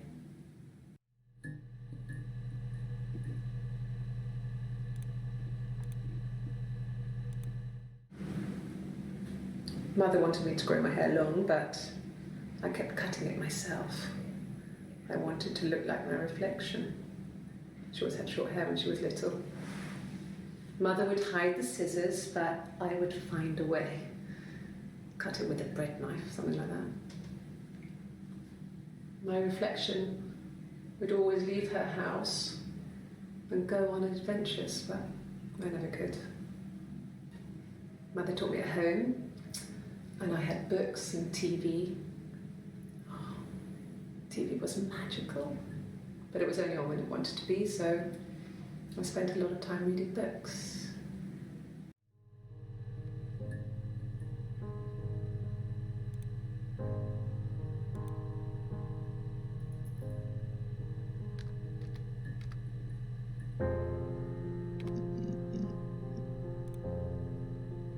Yes, I always pull it shut and then lock the bigger lock with the key.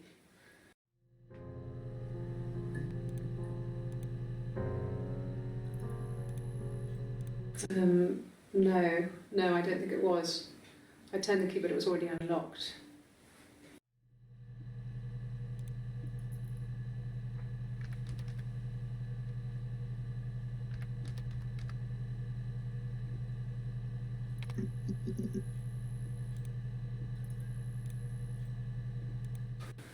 When will the police let me back in the house?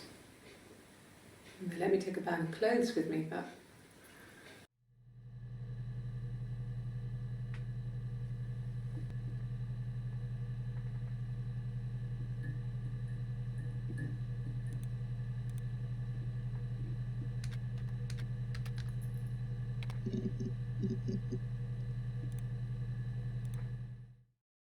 the mirror.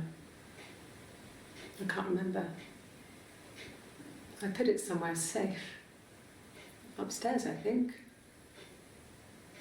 I haven't looked at it since.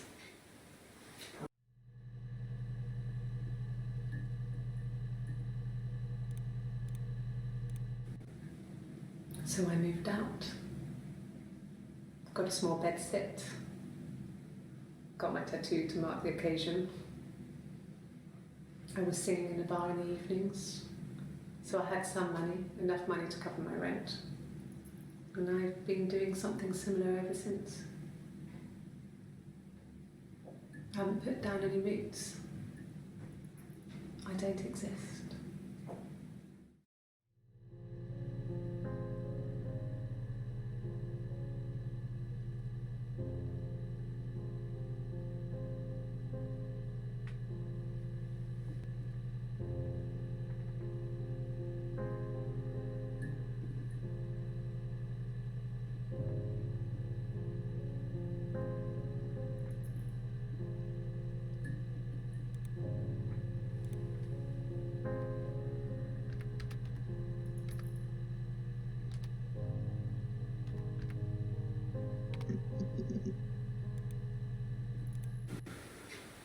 bedroom.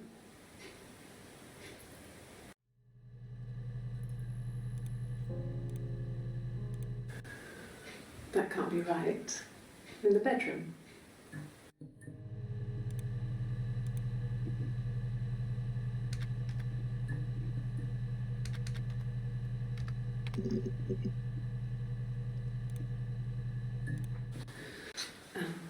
I sleep on the right side of the bed as you come in from the door.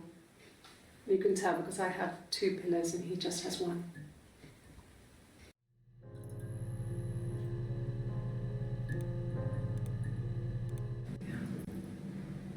I'm not sure where the dollhouse came from. I don't know if it was given to them or they inherited it. I mean, they wouldn't have had the money to buy it. It was so huge. It must have been taken up to the attic in parts and then reassembled up there. It's a beautiful thing. Wallpaper to scale, little furniture, the lights work, mirrors, beds, big duvets and pillows. We spent hours and hours playing in it, invented all these characters and families who lived there. We wrote paperwork for them all, passports, diaries, and gave them all really elaborate stories. Once, a moth got trapped in there. We'd left a light on. It was making the most horrendous noise. We tried to kill it, but it was tough. We ended up crushing it under a copy of the Arabian Nights.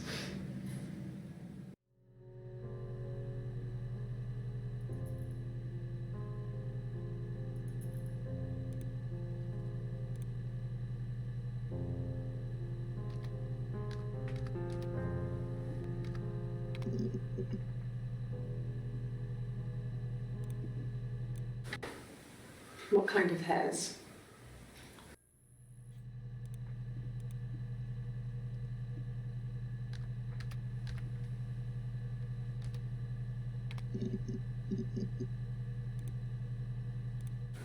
A wig? You mean? What type of wig?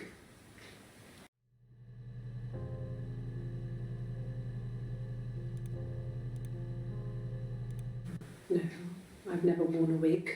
What kind of wig?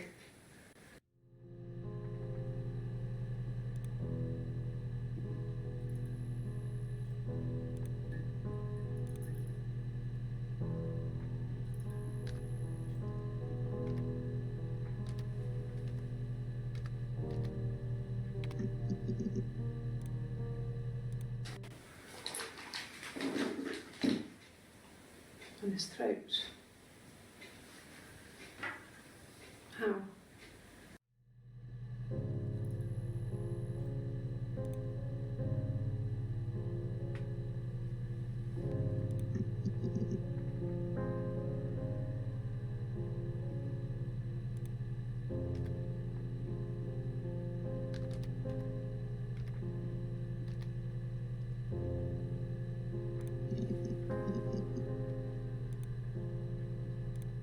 An affair? Simon wasn't having an affair.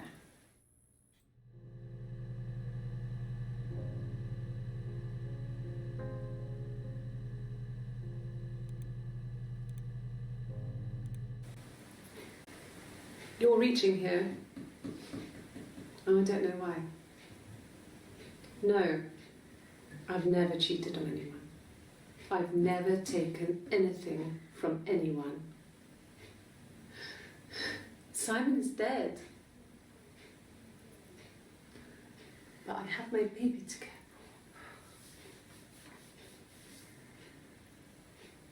for. Why are you trying to make me sad? Why are you so obsessed with sex and affairs? You cheated on your wife. Is this your thing?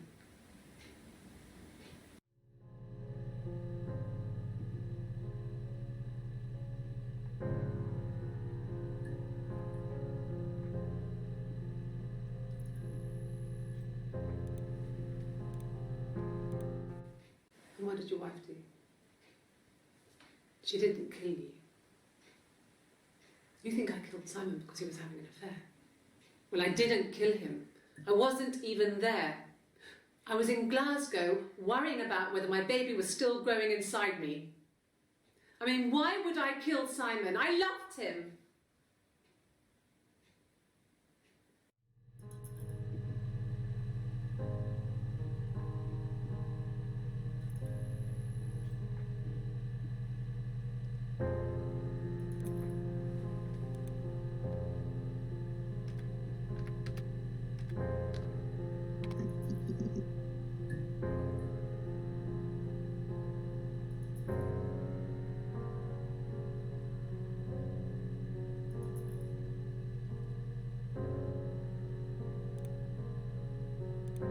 No, Simon wasn't seeing another woman.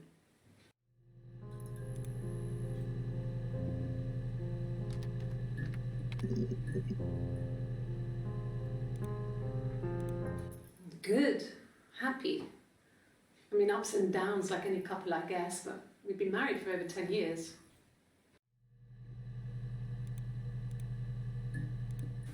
So, our sex life is probably fairly average for a couple after 10 years of marriage.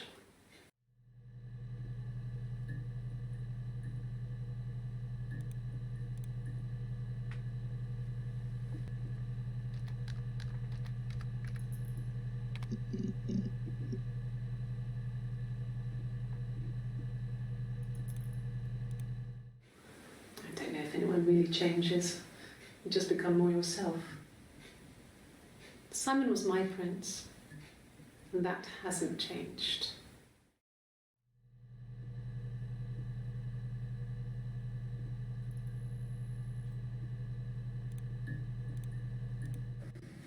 There were always princes and princesses. They were the special people, more important than the other characters in their stories. We knew we were like that. Twins. Magical. We were the princesses. We had a poster of Princess Diana from the newspaper up in our attic. Had a pride of place. And underneath we used to put all our special things. When her engagement was announced, we were obsessed with everything she did. And later, when her life went so bad, we felt for her. Her divorce last year just kind of drew a line under things.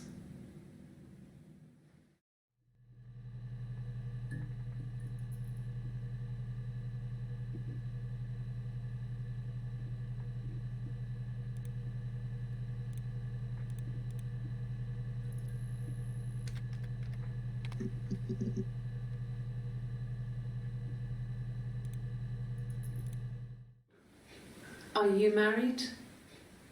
How is your sex life?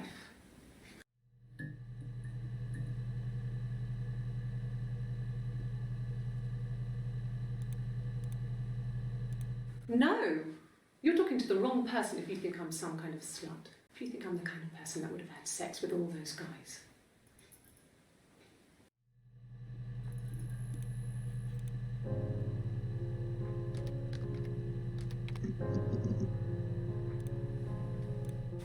Well, there you go. How many kids?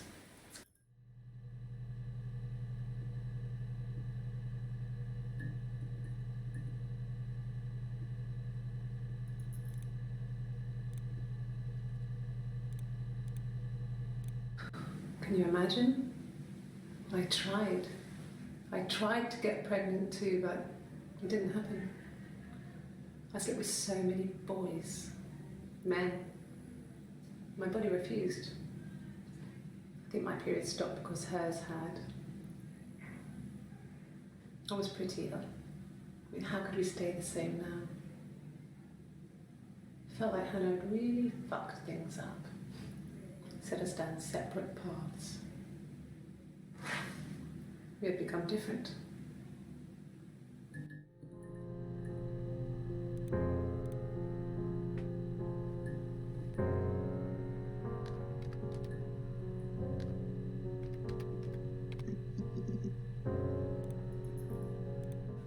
No, I have never been unfaithful.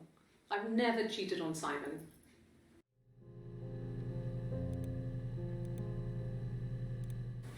Have I ever cheated on Simon? You asked that question yesterday.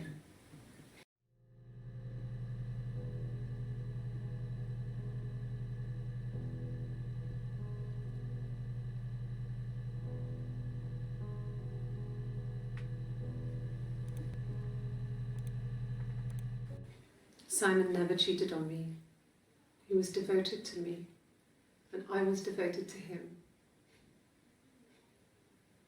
Nothing in life is easy. We were good to each other. Life isn't a fairy tale. You do what you can.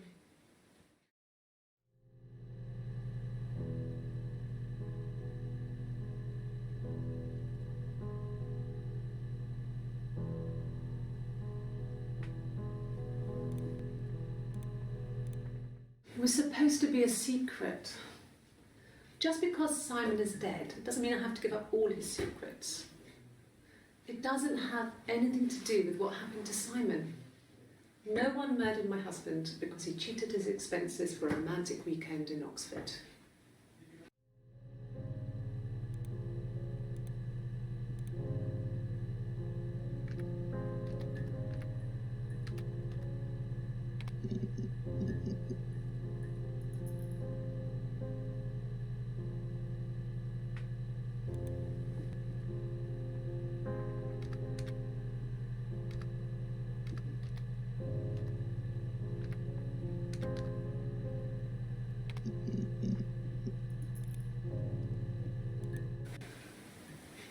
Yeah.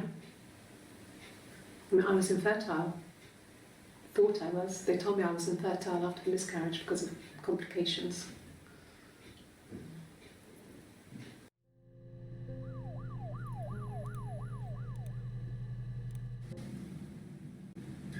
Hannah had a miscarriage.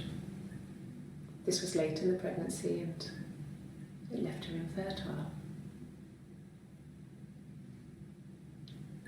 Felt like the universe had corrected its course.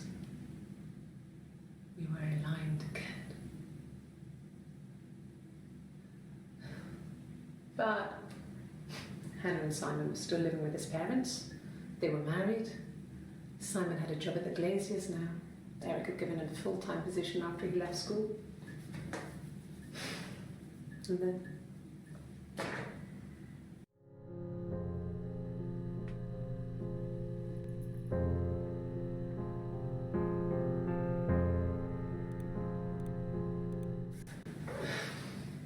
I think it was that time, the first time at the house, in his bed, that I got pregnant.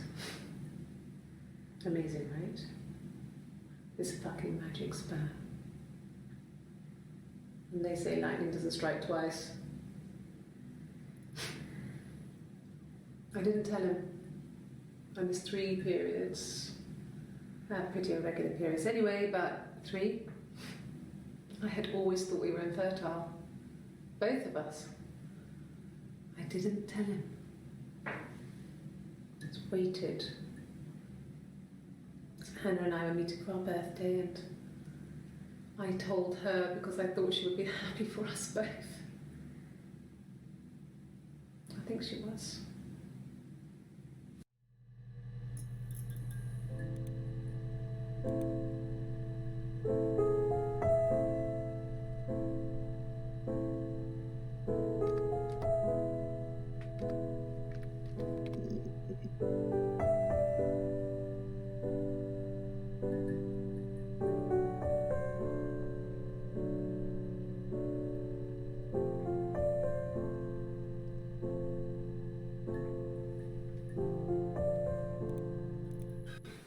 I would have been a good mother.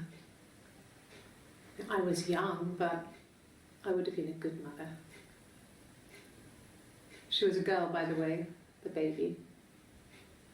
We were going to call her Sarah.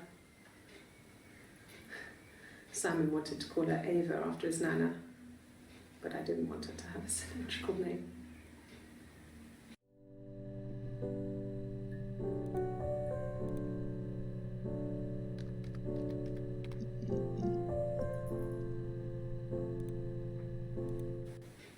It's all that matters, really.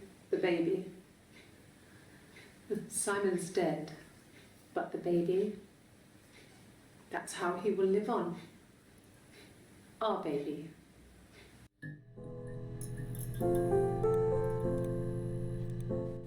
Rehearsed? You ask me the same question, you'll get the same answer. Is that your evidence? Of course I thought about what happened then. It's all I've thought about. My husband is dead.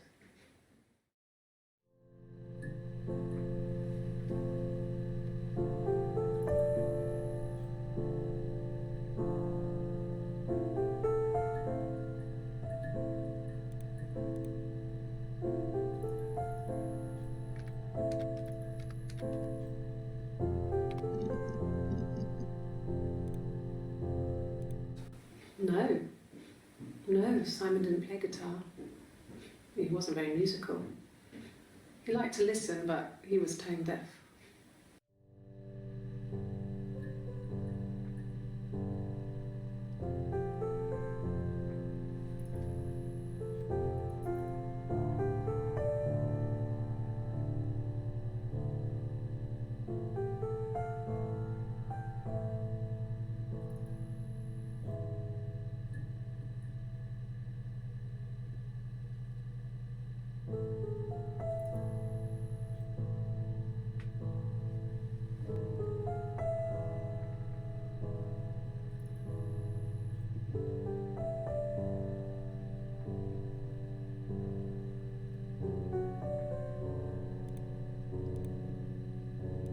Yes.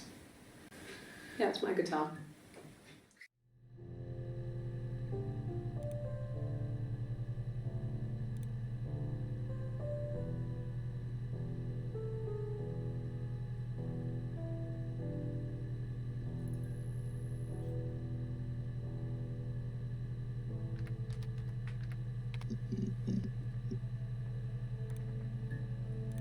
Yes. I speak with Eleanor at least once a day. Not that there's anything much to say. It's more just...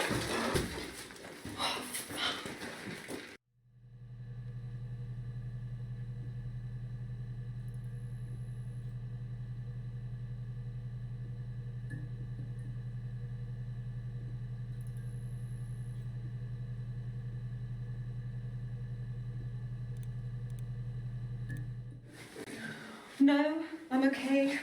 Fuck.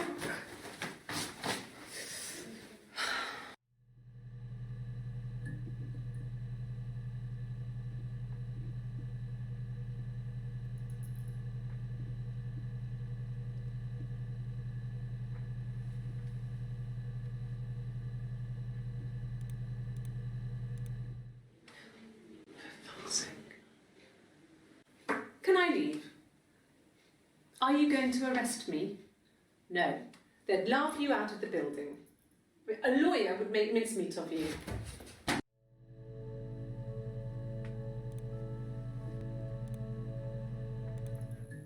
Are you arresting me? No. Fuck off. Open this door.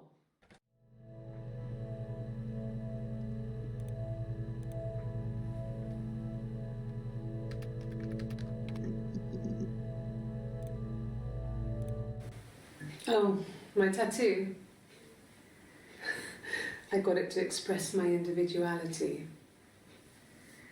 It's an apple and a snake.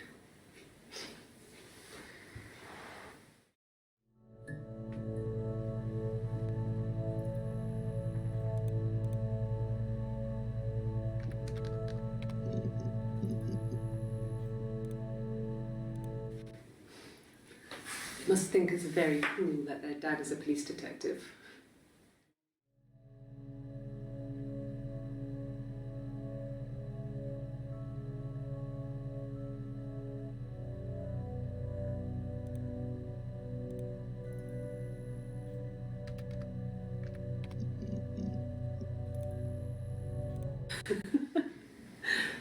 Was he my first? No need to be so coy. No, he wasn't my first. That would have been Carl. He was a local boy. in a band. He was a bit of a shit, but he was sexy. We were 15.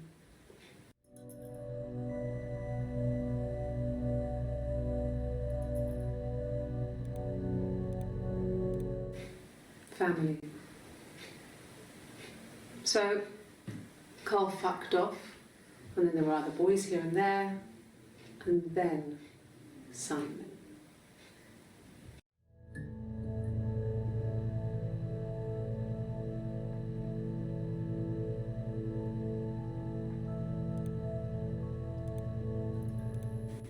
I wouldn't say that. It could be passionate. It's just, it was more than that. It wasn't just sex like I had been with the other boys.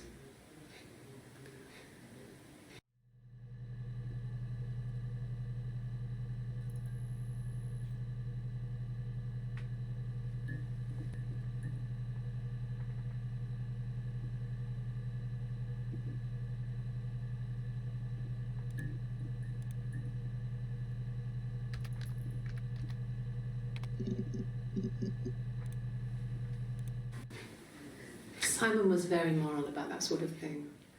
He wouldn't just walk out there and sleep with anyone. He wasn't that kind of guy. He took his marriage very seriously.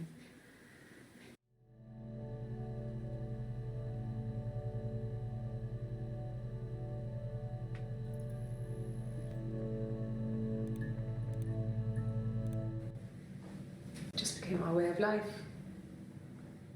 We would swap places and take it in turns to do things, and we were very careful. Whoever had been out that day would come back and write a detailed diary so that we were on the same page. We had a list of rules that said what we could and couldn't do in any given situation. It was exhaustive. We lived a second life through those rules. Rules for things that could only ever happen inside our imaginations. We would consider all the permutations of future events and agree rules to walk our way through them.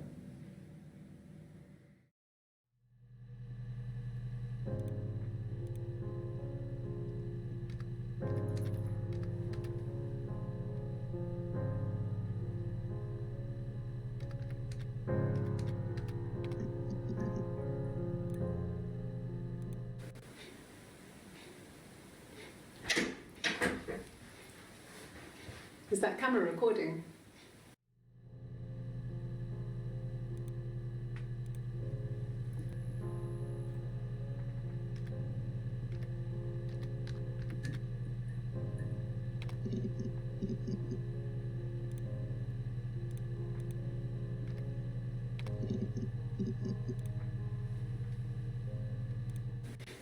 If you put me on You've Been Framed, I want the money.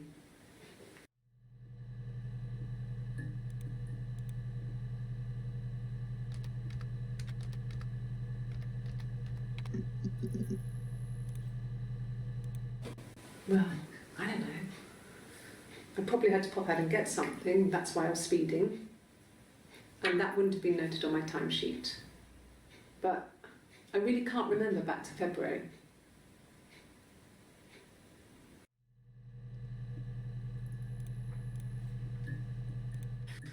You must be desperate for leads if you're getting hung up over 6-month-old speeding tickets.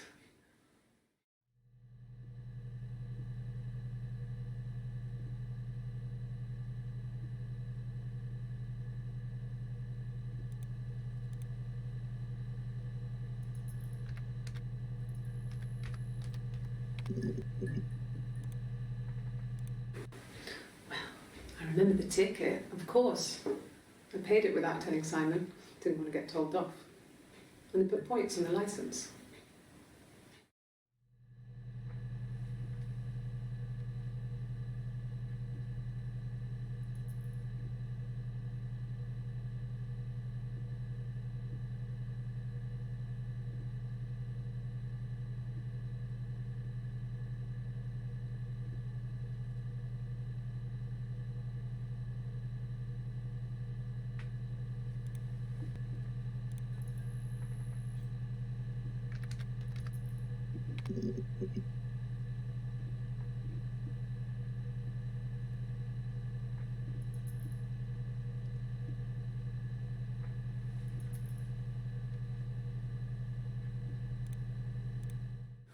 Like I said, I think I was popping out to get something, ran out of something, had to grab something. I sometimes drive too fast. If you want, you can arrest me for that.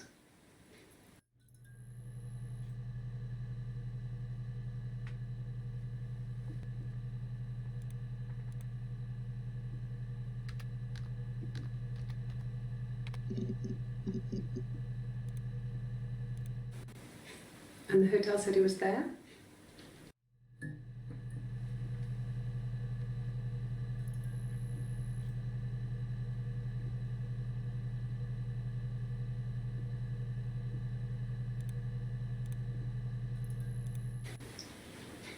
Okay, you got me. I'll confess. We were there. It was a dirty weekend. Simon was going to expense it, pretend it was a business trip. I used a made-up name. We stayed at the hotel, had room service, didn't leave the room, had a great view of the river, and you could hear the church bells. Like you said, it was very romantic.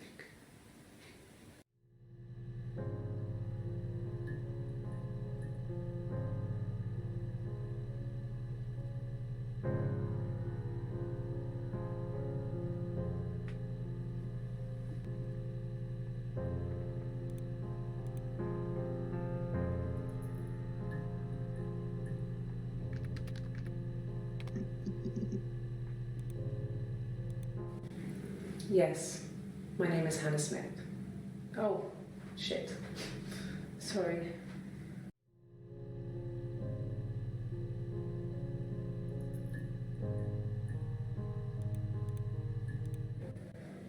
My name?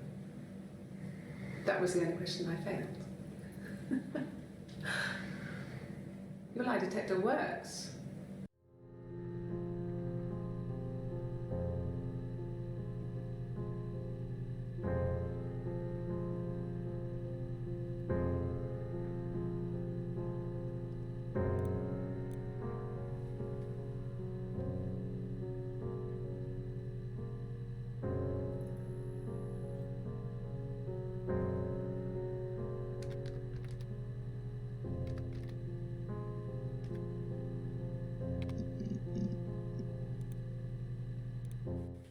I don't see how it's hard. We've established I was in Glasgow when he was killed.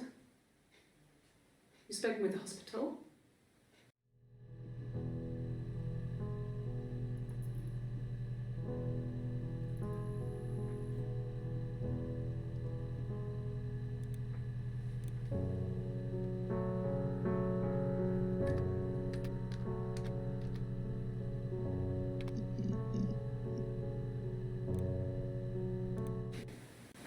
Twins? Really? Are you really asking me that question?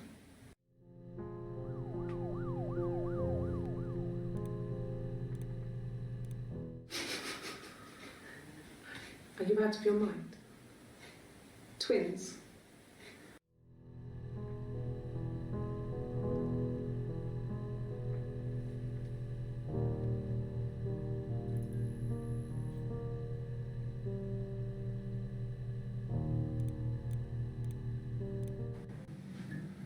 Florence took me home with her. Mother hadn't been expecting twins and had a healthy baby. I guess she was just happy for Florence to clean up. Take away the evidence that this was anything but a happy occasion.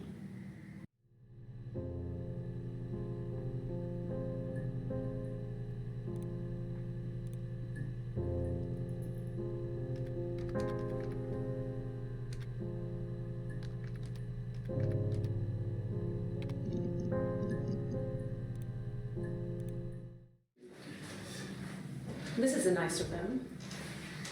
Is this where you take people when it's time to arrest them?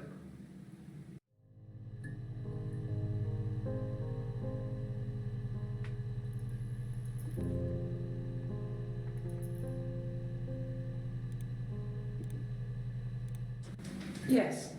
No lawyer. What are you going to arrest me for?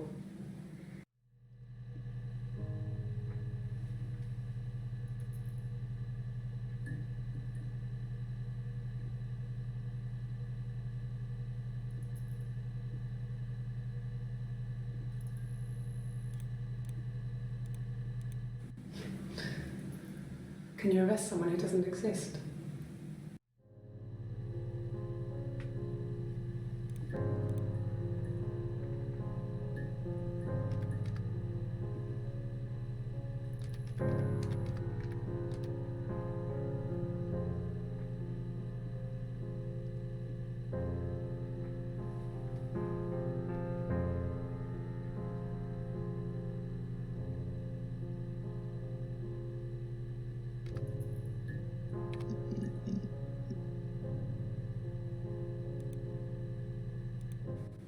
Yes.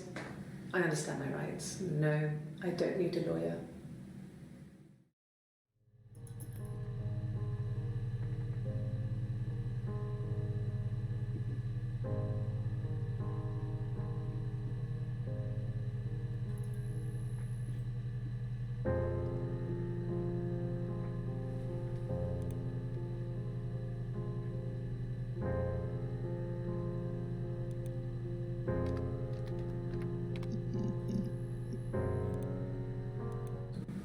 Yes. I'll take a lie detector test.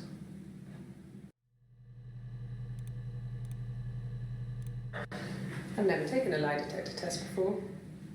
Does it really work?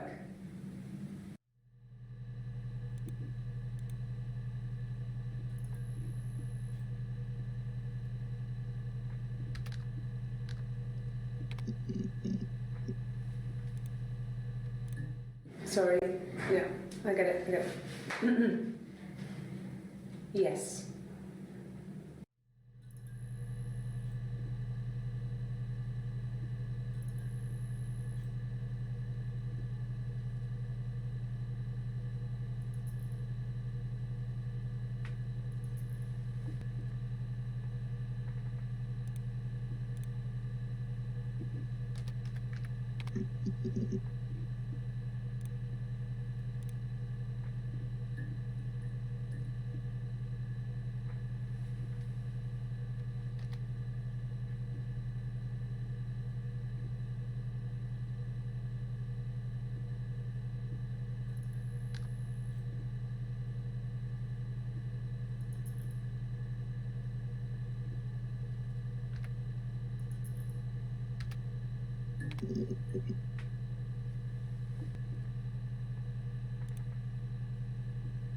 Yes.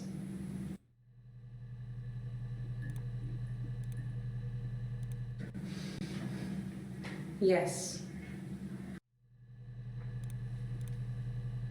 Yes.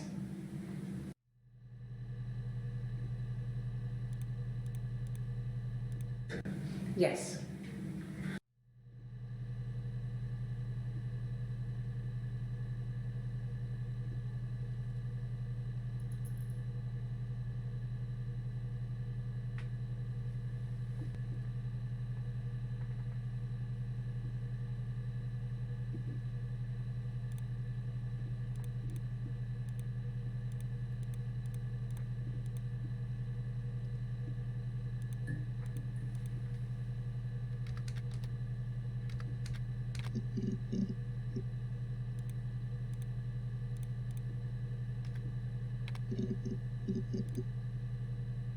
No.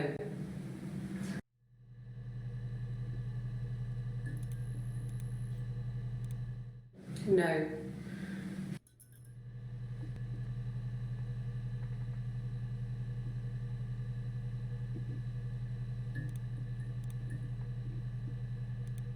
No. No.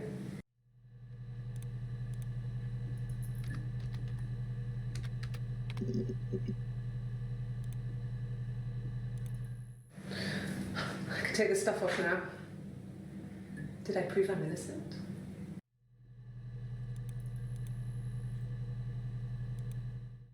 After the kiss, The next time, he took me back to the house, to our parents' house, to their house. So, it was definitely him. I sometimes think he wanted to get caught to prove to himself that we were different people. He told me about his marriage, told me how his wife was completely different to me. I almost burst out laughing.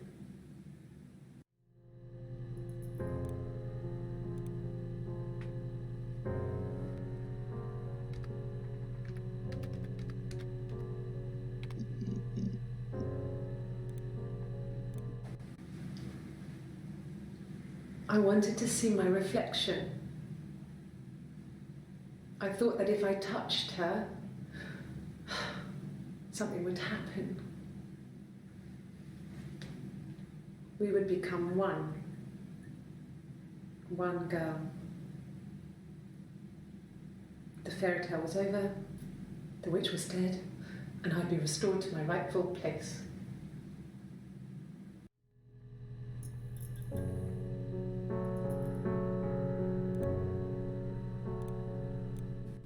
No.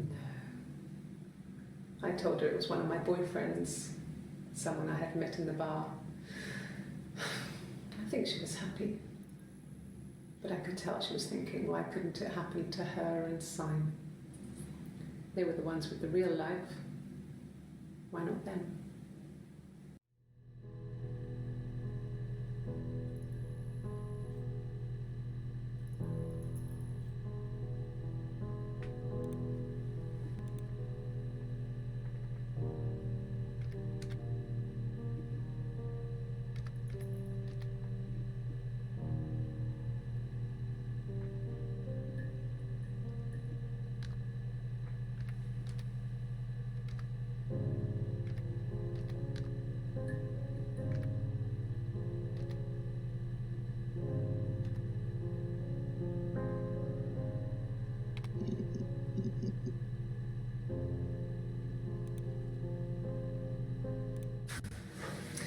When we weren't together, we'd send secret messages by tapping out a code that we'd learned from a book, the knock code, something prisoners of war would use. We'd tap them out on radiator pipes or the attic floor.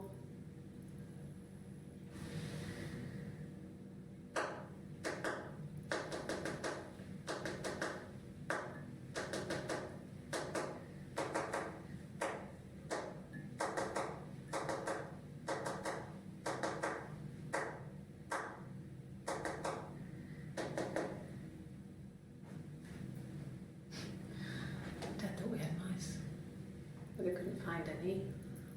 Bought a cat anyway.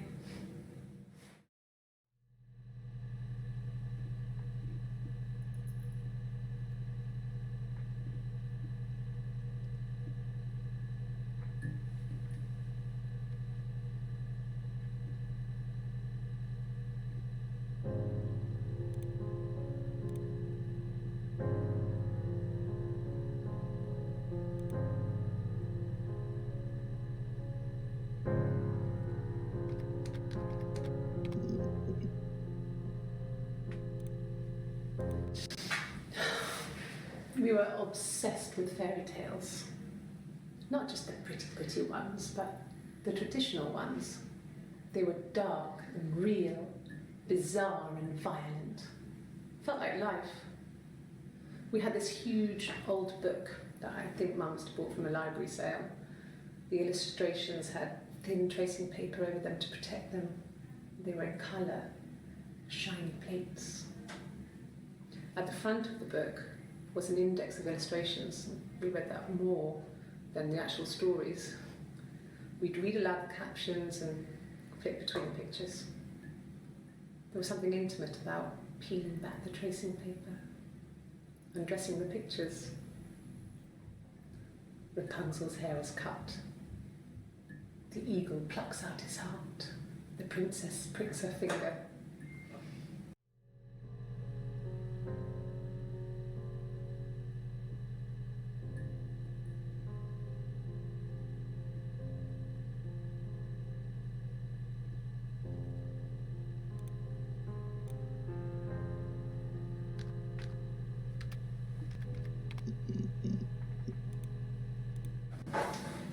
when beautiful people died, we always felt like it was a sign.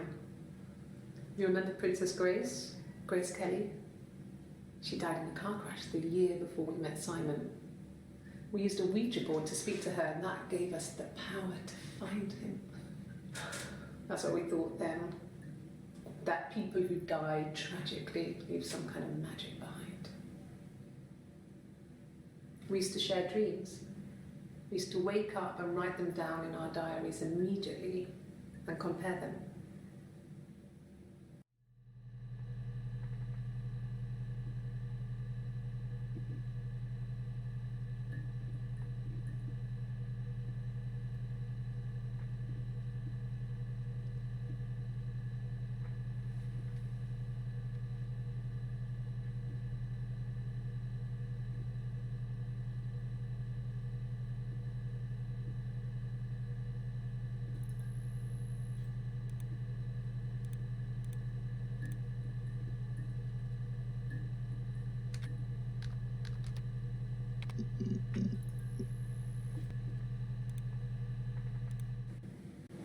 Mum and Dad never knew what was going on and got so good at it. We were so in sync that we'd use each other to cheat. If one of us had a hangover, the other one would go to school. Whoever was best at a subject would sit the exam. There were lots of differences between us. Some things one is better than the other at.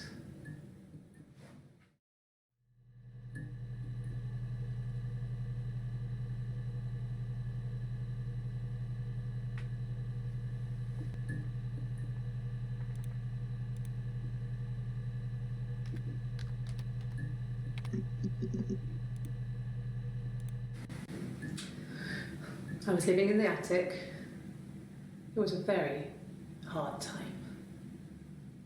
I was depressed, was still pretty sick of the STD. And I came down one morning and they were dead. They were in bed and both had been sick. They'd thrown up a lot. And I'd slept through it.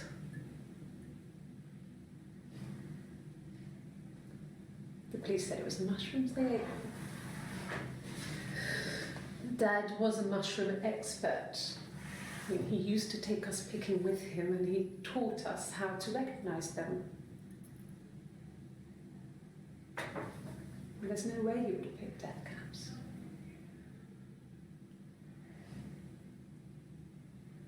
But the police believed that's what happened. They never even looked in the attic.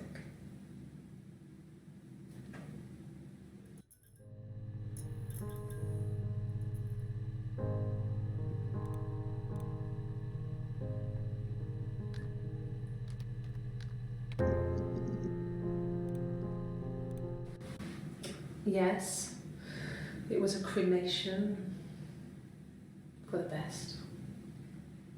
We both wore black and had veils, so it was easy. And after the funeral, everyone came back to the house. Hannah served up sandwiches, and I stayed out of sight.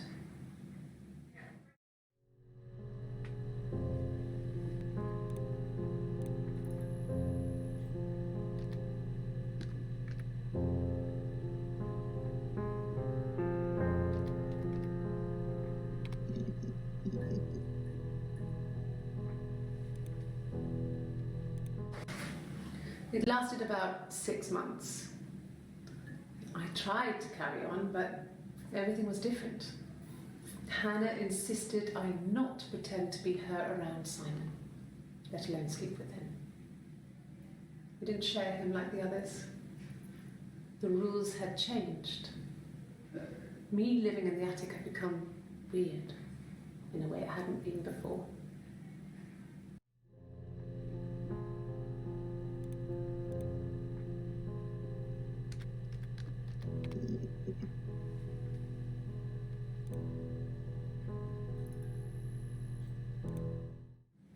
No. No, he wasn't wearing his wedding ring.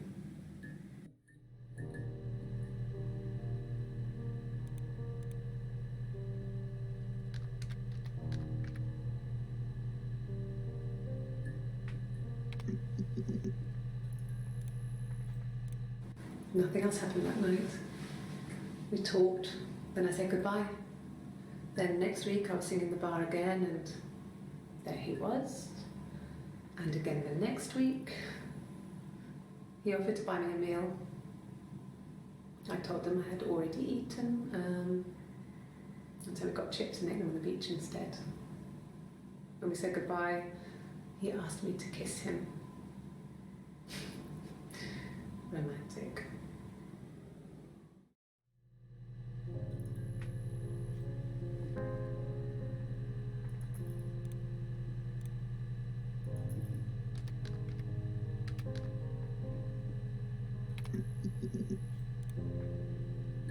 Yeah, I pulled over and slept in the car. This was just by the side of the road. I was exhausted.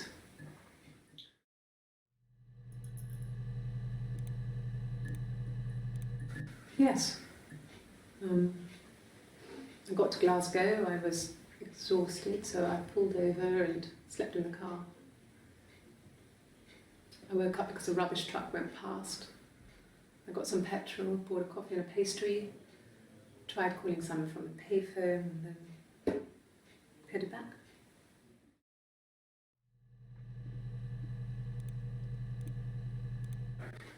I didn't. I slept in the car. I left about 9 that night. I wasn't there.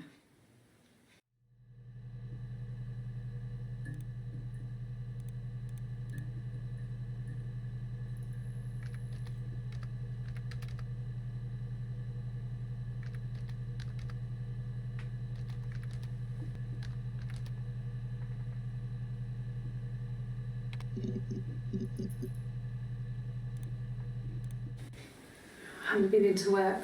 I guess I've just been waiting to hear from you, hear from my husband.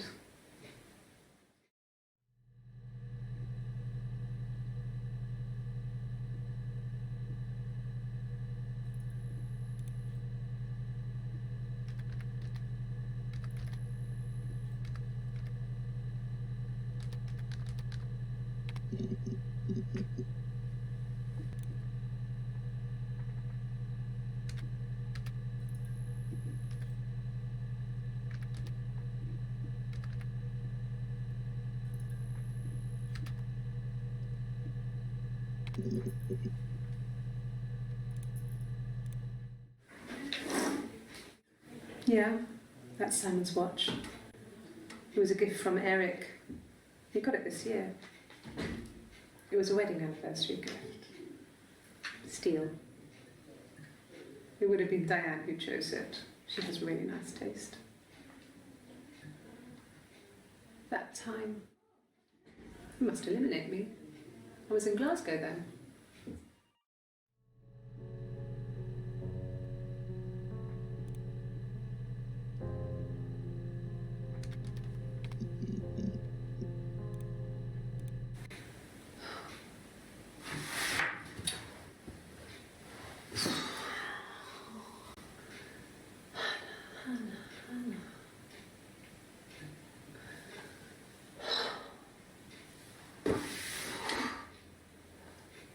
What are you doing talking about Eve?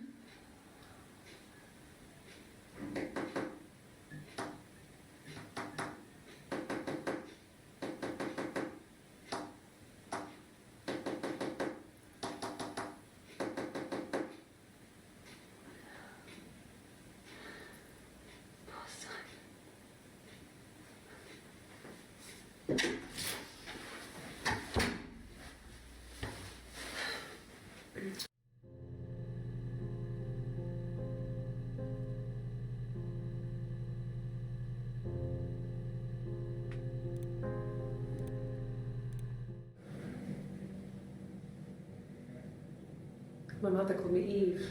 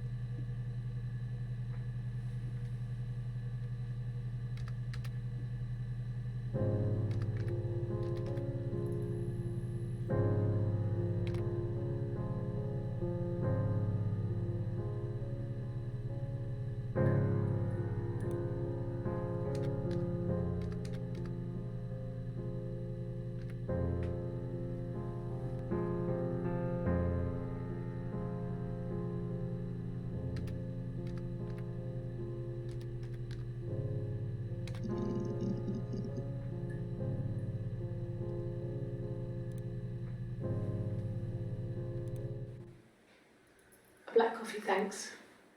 No sugar. I'm sweet enough as it is.